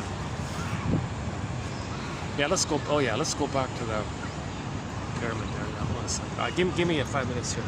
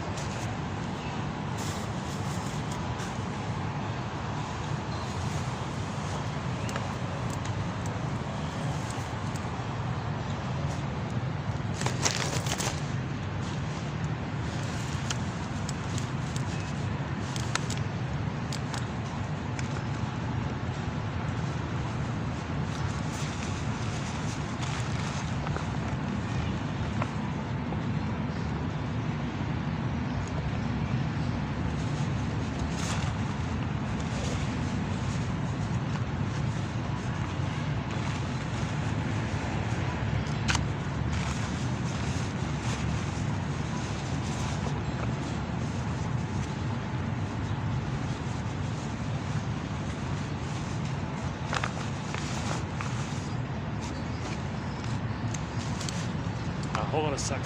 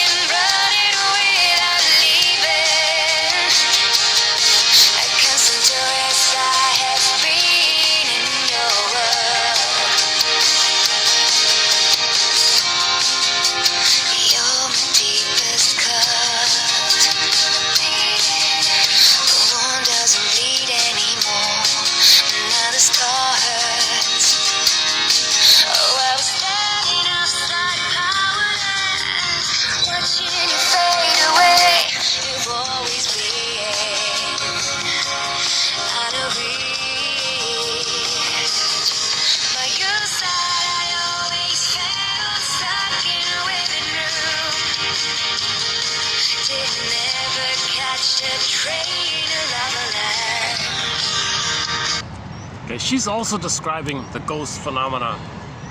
Mother, there's no train here to Loverland. I feel like a constant tourist with you. You're absent or something. You're not really there.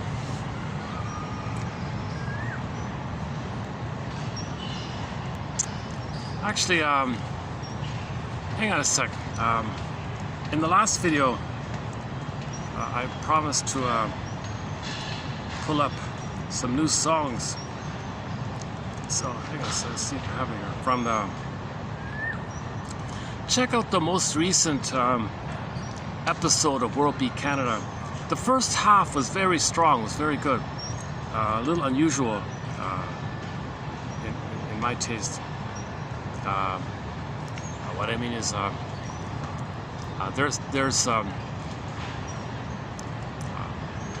I like the songs, put it that way. I like the songs in that episode the most.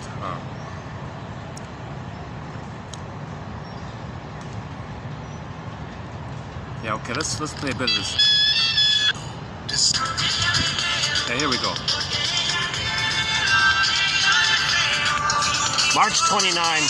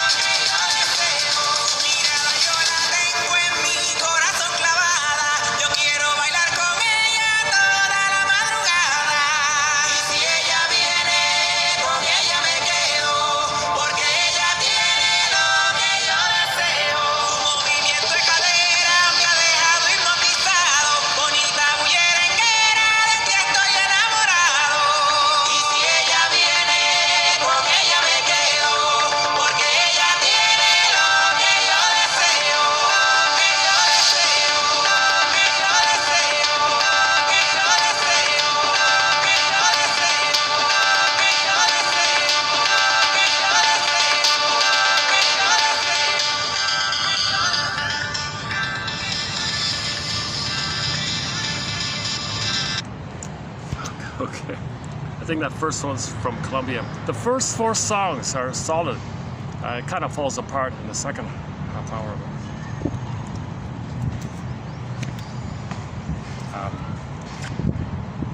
So the main source point for world music is a show called Global Ogogo. Excellent show. That guy does a great job. Global Ogogo. A distant second place is Sounds from the Global Village. And then maybe a distant third place would be this World Beat Canada one.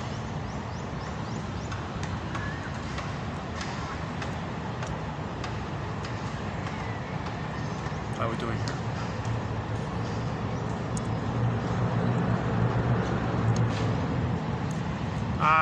Yeah, coming up, we've got one quote about the Enneagram. I don't really cover the Enneagram here in this collection, but this comment caught my attention. The Enneagram is a framework which reveals the places where we've built up barriers to being seen and known. It doesn't tell us who we are so much as it shows us how we get in our own way.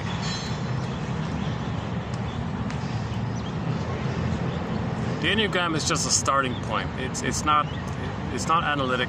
There's no psychoanalysis in the Enneagram. It just somehow captures 9 common personality types.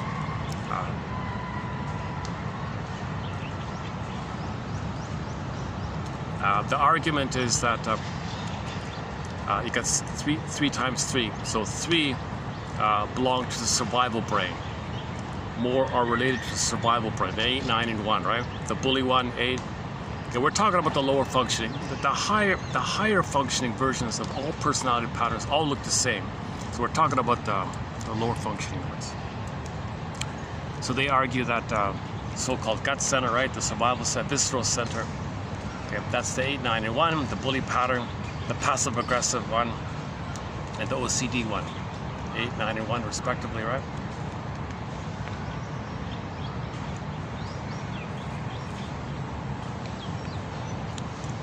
Okay, now trauma very early on trauma can, the head versions, right? That's the 5 is the schizoid, detached one. The 6 is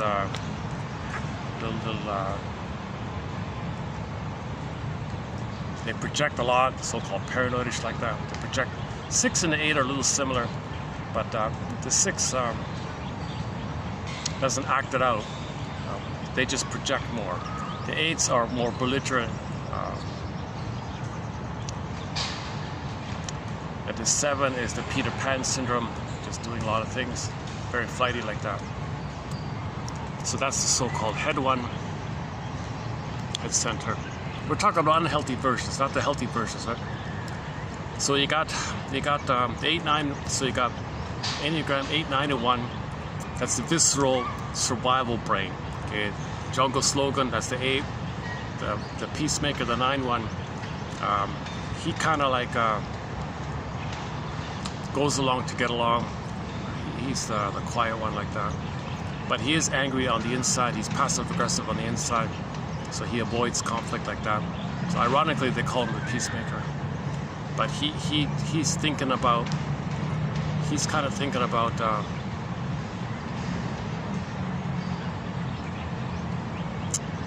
Quote unquote, more. He's afraid of conflict.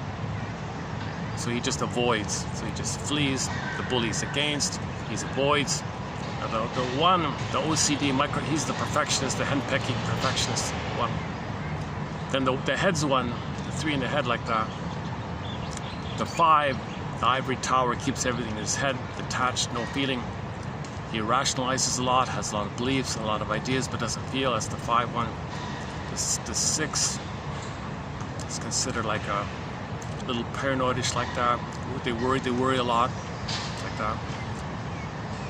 The 7 is the Peter Pan one. Okay, now I got the heart center, the 2, 3, 4. So the 2, 3, 4s, that's trauma post 18 months. So the 2s are the caretakers, the givers.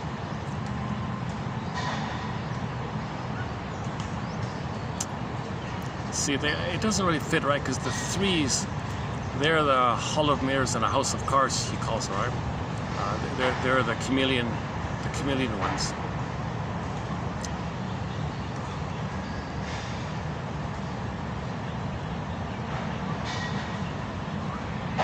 So the 3, I would say, is actually more of the other 2 camp, right? The 4, the suffering, the brooding, depressed ones, but they don't hurt others. They're just suffering like the 2 is suffering. So the 2s and the 4s are clearly in the 4, right? In the heart area. The 3 one, I don't know. Maybe they say because the heart is missing altogether. It's a missing heart one. So it doesn't really fit in that sense, right? Yeah. It's funny with the Enneagram, nothing really fits anything. Nothing overlaps neatly with the Enneagram. It's just a hodgepodge of 9 personality types.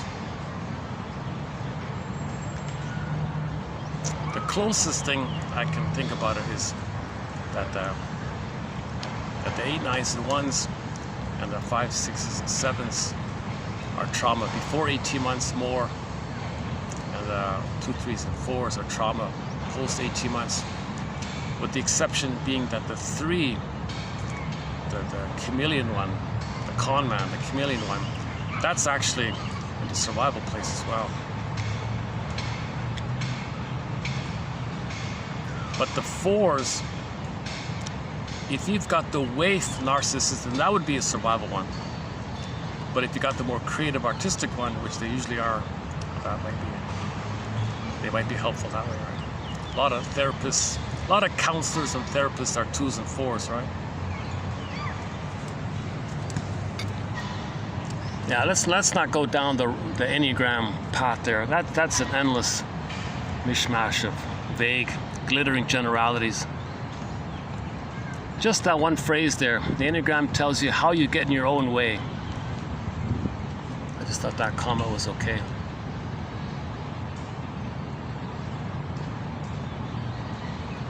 Okay, the Donna Juana. Okay, one theory about the Donna Juana, like the female Don Juan, is that she didn't have a mother. The girl didn't have a mother. Somehow she became some kind of daddy's girl. So that means they want attention from men, meaning attention from mother. They only want attention. Now they may use sexuality in terms of being appealing and alluring. They may look very attractive, but that's not what they're looking for. They just want male attention. But the male attention they get, no matter how abundant, is never enough to satiate them, satisfy them.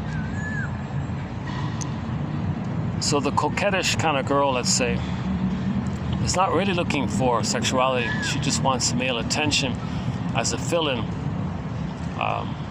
for the mother, not attending to her.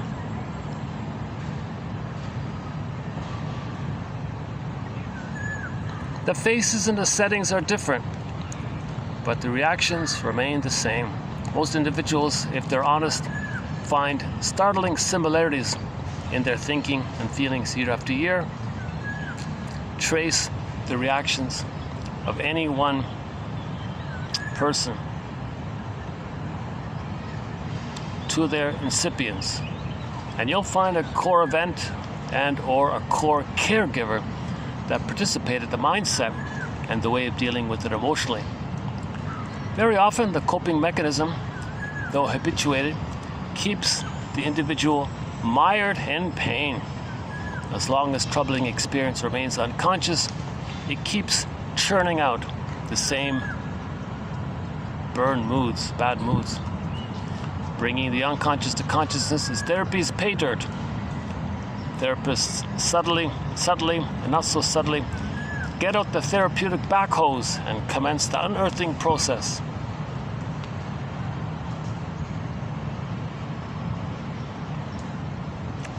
Gambling represents the prime example of misusing money for the solution of inner conflicts completely unrelated to money. The gambler's career doesn't start at the racetrack or wherever. It starts in the nursery.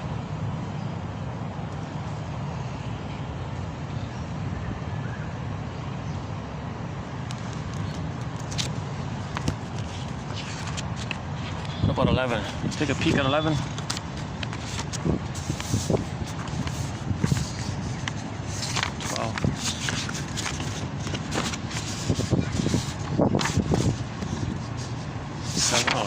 Where's 11? 6, 8, 9, 11. Oh, here's 11.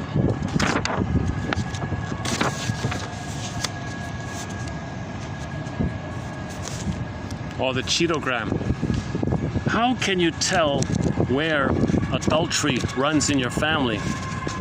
Take a family history and use a genogram to chart it. One comedian referred to it as a Cheetogram.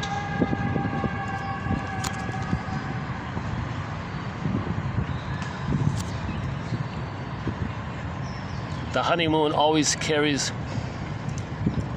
somebody joked the honeymoon, well, the sweetness only lasts 1 month, 1 moon, the honeymoon. Oh, the Marley, oh gee, that's, okay. Okay, so tomorrow we'll get into the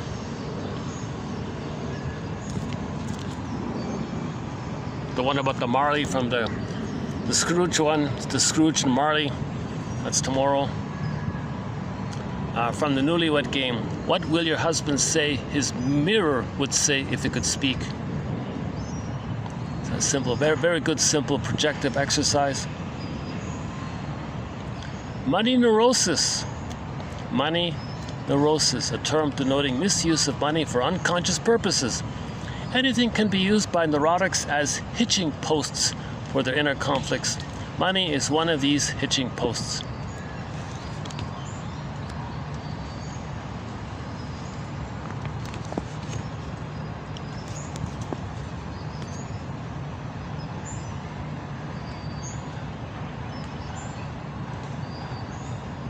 If you don't handle your childhood conflicts, it's just a matter of time before your partner begins to look more and more spouse-like or parent-like.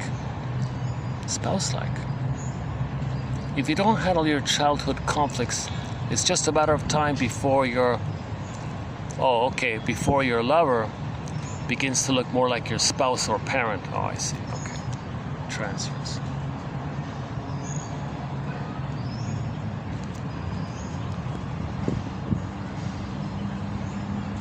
If one partner thinks there's a problem between them, well, then there's a problem.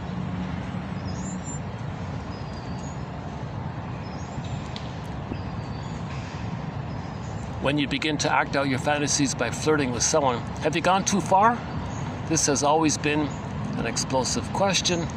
Ask any long married couple how many fights can start after a neighborhood barbecue or cocktail party. If one partner thinks there's a problem, there's a problem.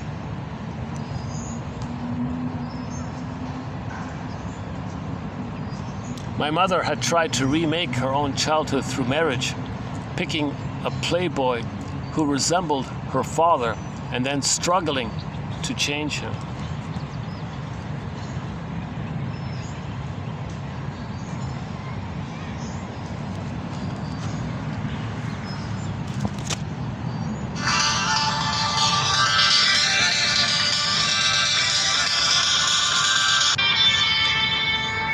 Here's the second track.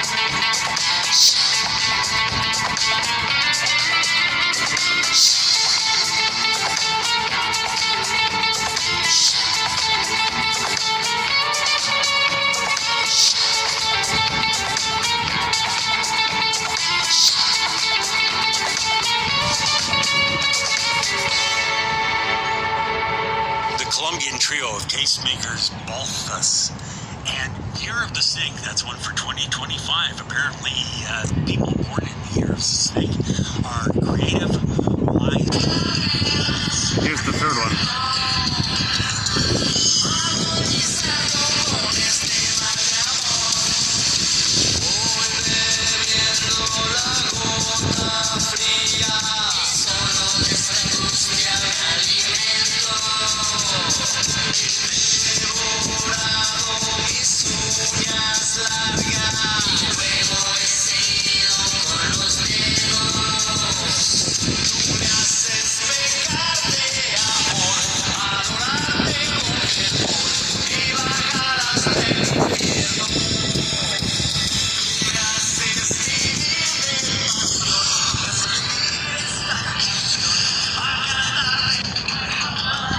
Here's the fourth one.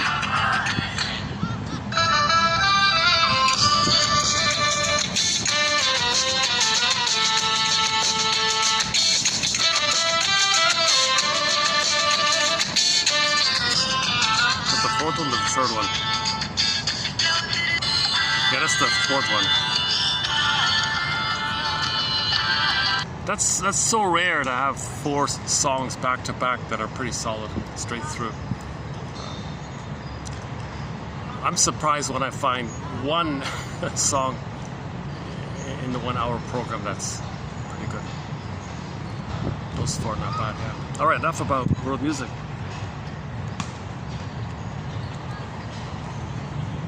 Yeah, so Susan Aguilar, yeah, OCM. It comes from Salish language, she said, or something. Salish or something, another language. It means we're all one family. That's really our song, huh? That song there, OCM. We're all one family. We're all literally the same human family, Earth family. There's only one hominid that grew the cortex. Only one hominid grew the cortex, the thinking cap. That's us, Homo sapien. Roughly 200,000 years ago, according to the science fiction film Forbidden Planet. we grew the cortex. And then we spread around. And while we were in different places, settled in, this kind of thing, roughly 10,000 years ago, we traumatized ourselves, accidentally traumatized ourselves due to the mismanagement of our discoveries. The story goes from there. So a 1956 film called The Forbidden Planet, it's a very good metaphor for the unconscious. It's about a mechanical planet, like a planet up there in the sky, made by aliens, the Krell people. They're considered to be, the story is that they're millions of years ahead of humans. And just for fun, they put a toy, this planet, they made a planet. And if you're on it, have a thought, poof, there it is, it creates it. So Mr. Morbius is on there, and he ends up forming a connection with it. So if he had an unconscious anger, poof, there'd be a monster. Monsters of the id monsters. So that's the message of the film, that these monsters, okay, they're images of your anger. Your anger makes a picture. Okay, the science fiction device says, well, let's show it to you. There's a Tasmanian devil running around. That's Mr. Morbius's anger. Now, in the beginning, he didn't know that. Finally, the conclusion was, well, monsters from the id. You're angry. Your unconscious is linked to this planet. The planet makes your thoughts, materializes your thoughts and wishes while you were angry. So the planet made a monster. You created it. It's from your unconscious. It's from your id. What's the id? The elementary basis of the unconscious. The elementary basis of the unconscious, the id. Or the energy of the unconscious, the id. So the idea is that you see the monster, okay, that nemesis is within. That beast is within. Monsters are within. All these ideas of something dangerous is within. It's a picture of your own anger at the mother. Your own anger at the mother makes a picture. That picture's within because your anger's within. And the picture's created by the feeling's within. So the monster's within. Now if you don't want to believe that, if you don't want to believe your mother's a ghost mother, that she hurt you, well, one way to protect your mother, to whitewash her lovelessness, to protect her, to still have the hope that one day she'll love you, and not know the truth because you can't handle the truth, well, you just say, well, that monster came from some other place. You're doubly off because the monster's not real. Now you're attributing the unreal image onto someone else and saying that someone else possesses this unreal thing. You're doubly off. That belief represses the pain within.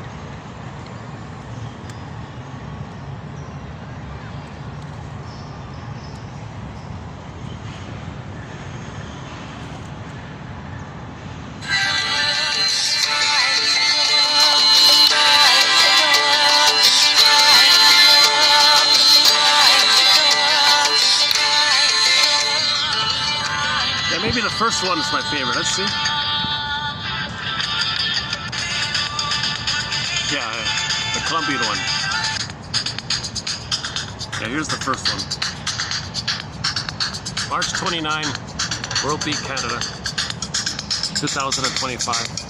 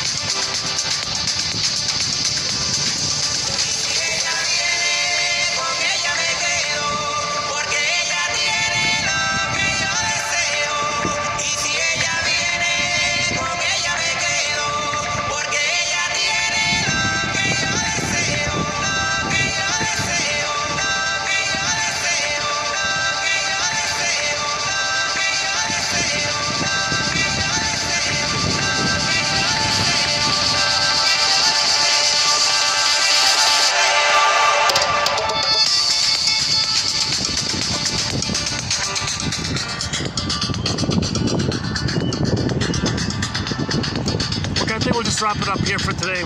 So you have your mission, and this concludes part 5 of 5 on the topic of understanding the phrase pseudo-intimacy as opposed to authentic intimacy. There's a pain. The pain of pseudo-intimacy makes people look for more pseudo-intimacies, and it can become addictive. And so pseudo-intimacy begets pseudo-intimacy. The way out of it is to admit that the relationship with the mother was pseudo.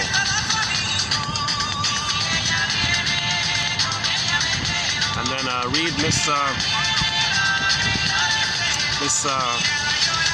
Catherine Rudlin's book called Ghost Mothers.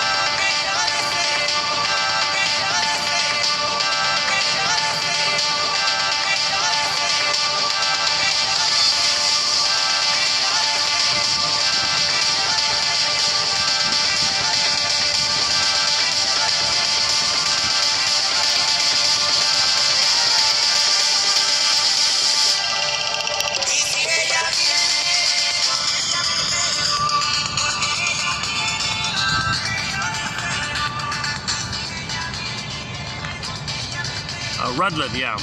Catherine Rudlin. R-U-D as in David, L-I-N. Rudlin. Ghost Mothers. Reminds me of the film Ghostbusters, huh?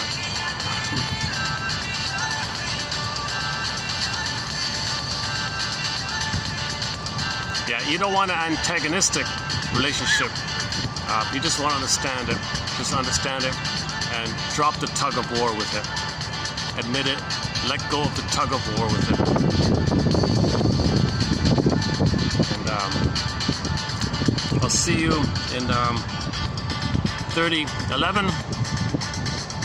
And then in 12 and 13, we'll redo that ghost mother topic. I miss rather than just right in front of me, there's a couple of kids doing their antics.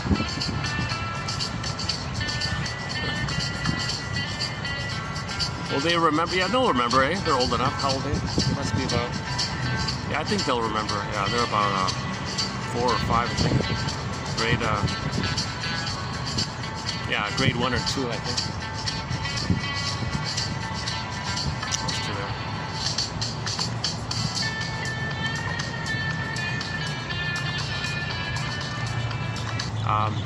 Any jokes here? No jokes, huh?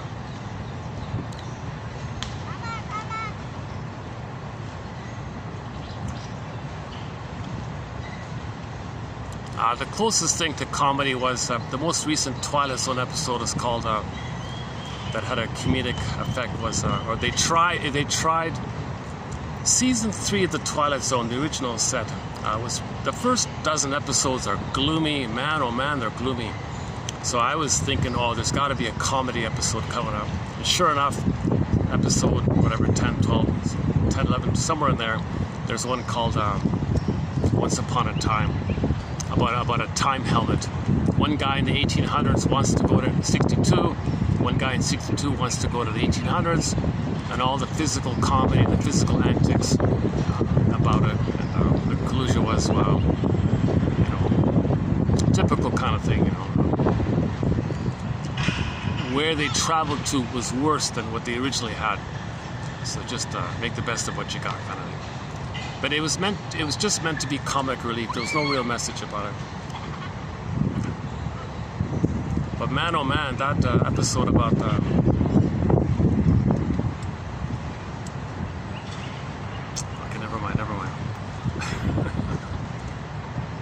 Maybe Mr. Sterling was going through a rough patch or something. Maybe he was in an angry mood or something. I don't know what's going on, but usually 1 out of 10 Twilight Zone episodes are very good. So far, I haven't had that experience. So far, I've watched the first 15 episodes, zilch so far. 0, big goose egg for for the beginning of season 3. So hopefully there'll be at least 2 or 3 good episodes in that season somewhere. But already there have been some excellent episodes. Gabe's Story, excellent episode called Gabe's Story. Wong's Lost and Found Emporium. He's just saying don't smoke. Not allowed to smoke.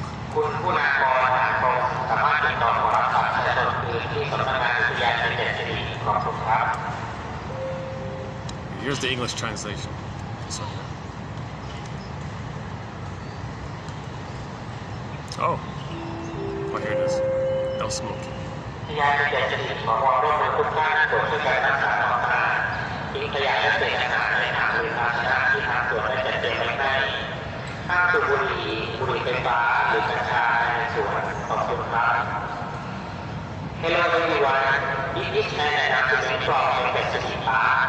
Please keep it clean.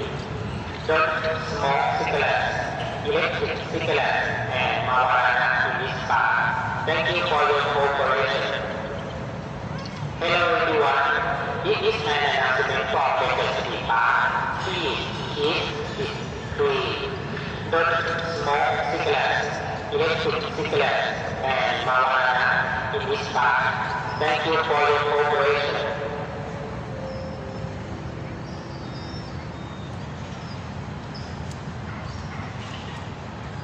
Wong's Lost and Found Emporium, Gabe's Story, Take My False Life Please, Nick of Time's okay.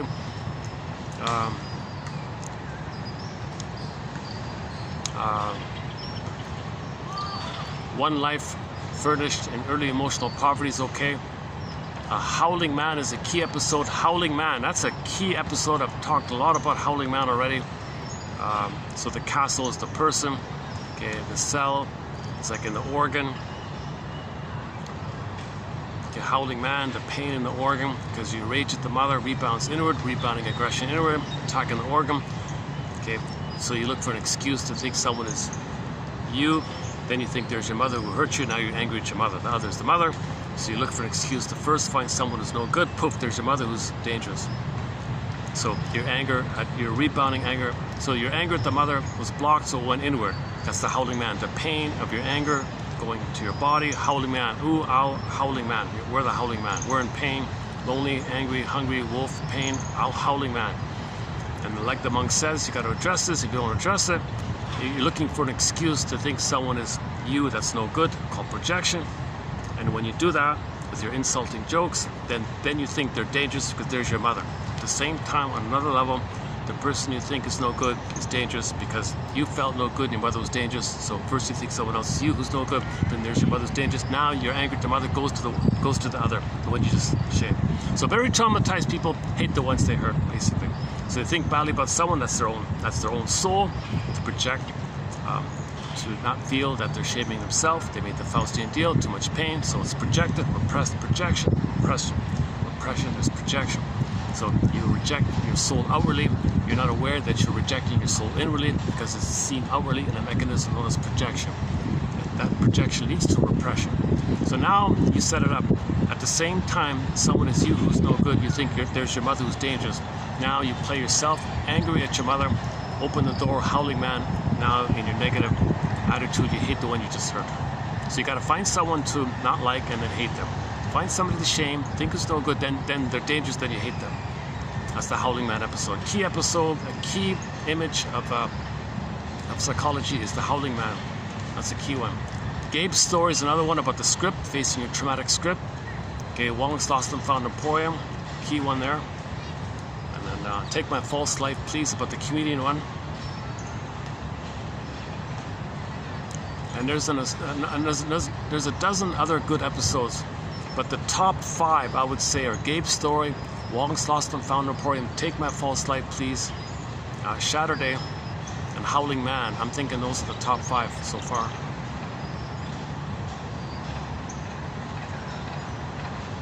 I mentioned the one called The Arrival in season 3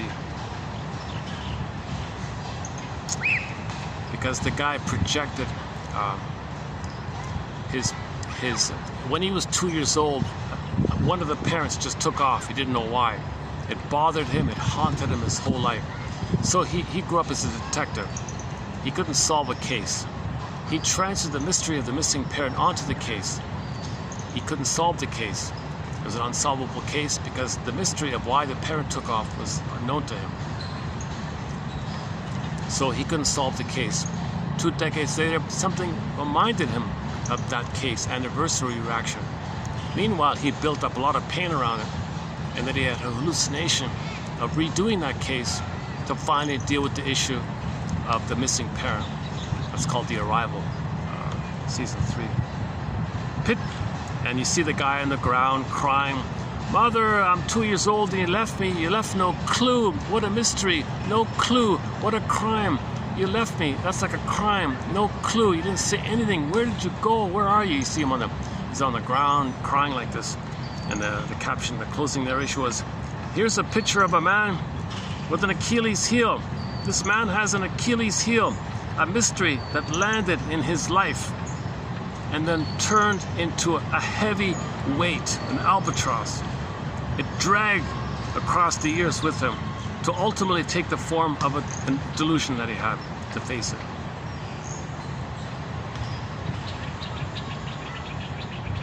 Hey, check out this bird, eh? This is a black and white bird.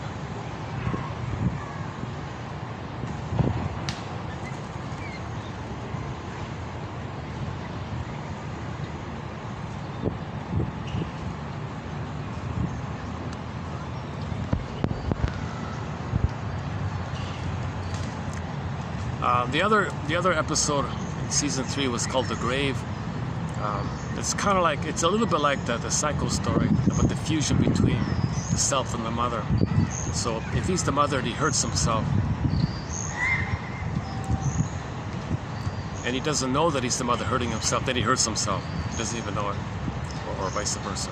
So this is the type fusion where if he becomes the other, he's afraid of the other because he is the other. He doesn't want to hurt the other because that's hurting himself. Similar to melancholia, in complicated grief, people don't want to admit the loss of their mother because they become her. It feels like losing yourself. Similar idea in the episode called The Grave. They didn't present it clearly like that, but I think that's what's going on, basically. We have that quote from the Psycho film. The Norman guy, what a gruesome horror film, of course.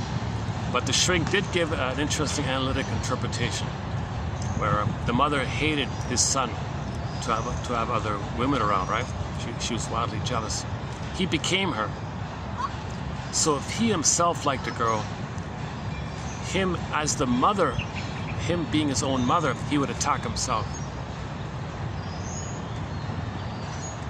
So the mother didn't like those girls, so he didn't like those girls. It was a nightmare like that. So he became too tight with the mother. He was loyal to the mother. Oh. Okay. The kids just suddenly appeared right beside him. Hold on a second. They usually just hang around. Maybe I can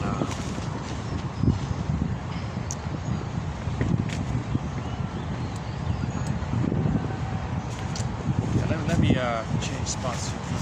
So they're gonna hang out here, aren't they? Hold on a second.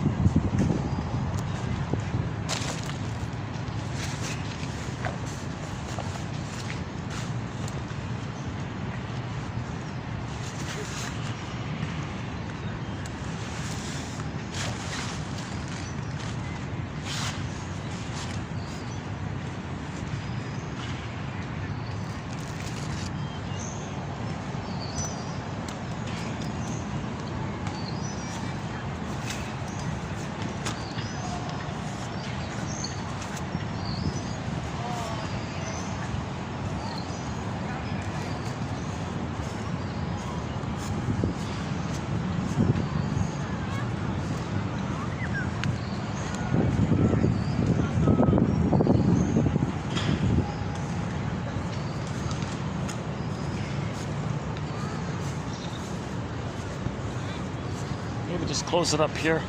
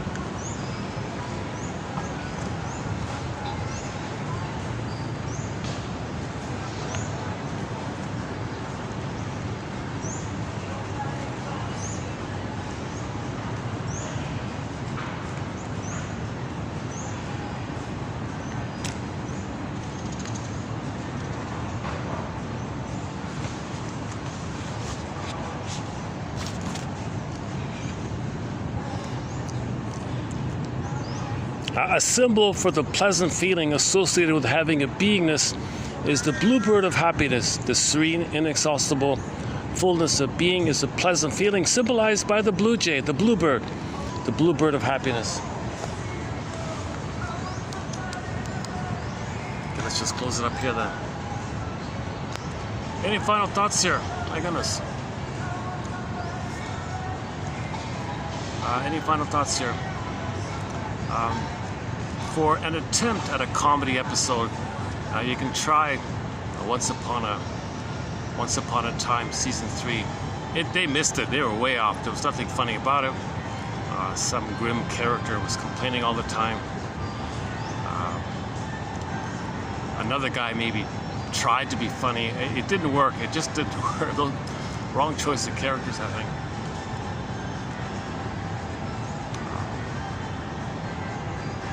But one of them's well known. Actually, ironically, one of them is a famous, well-known comedian.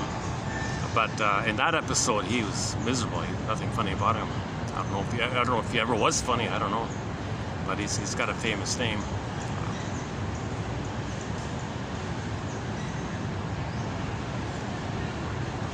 The other kind of comedy episode they did was called But Can She Type? But Can She Type? It's a fantasy world by a secretary, where secretaries are superstars and everyone admires them. So you'd have all these celebrities and famous people admiring her. You can type. Oh yes, I can type. Wow, I think it's like a role flipping, where secretaries would admire the Hollywood star. Now you've got all these Hollywood stars admiring the ordinary secretary. It's just her, it's just her fantasy.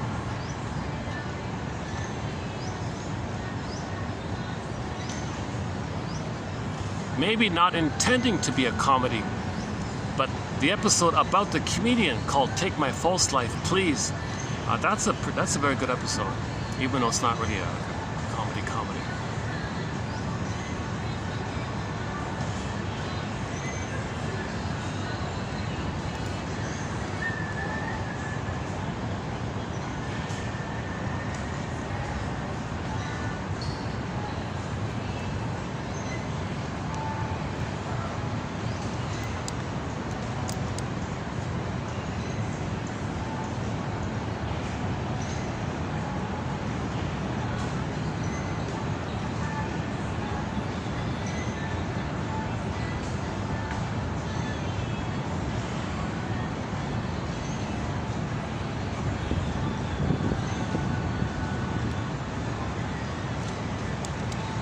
I don't feel any jokes coming on, so let's just wrap it up here.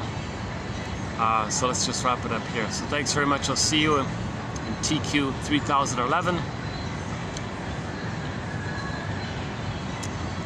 maybe a joke will make an appearance by then. For the love, up there, the medicine. We'll see you in the next video.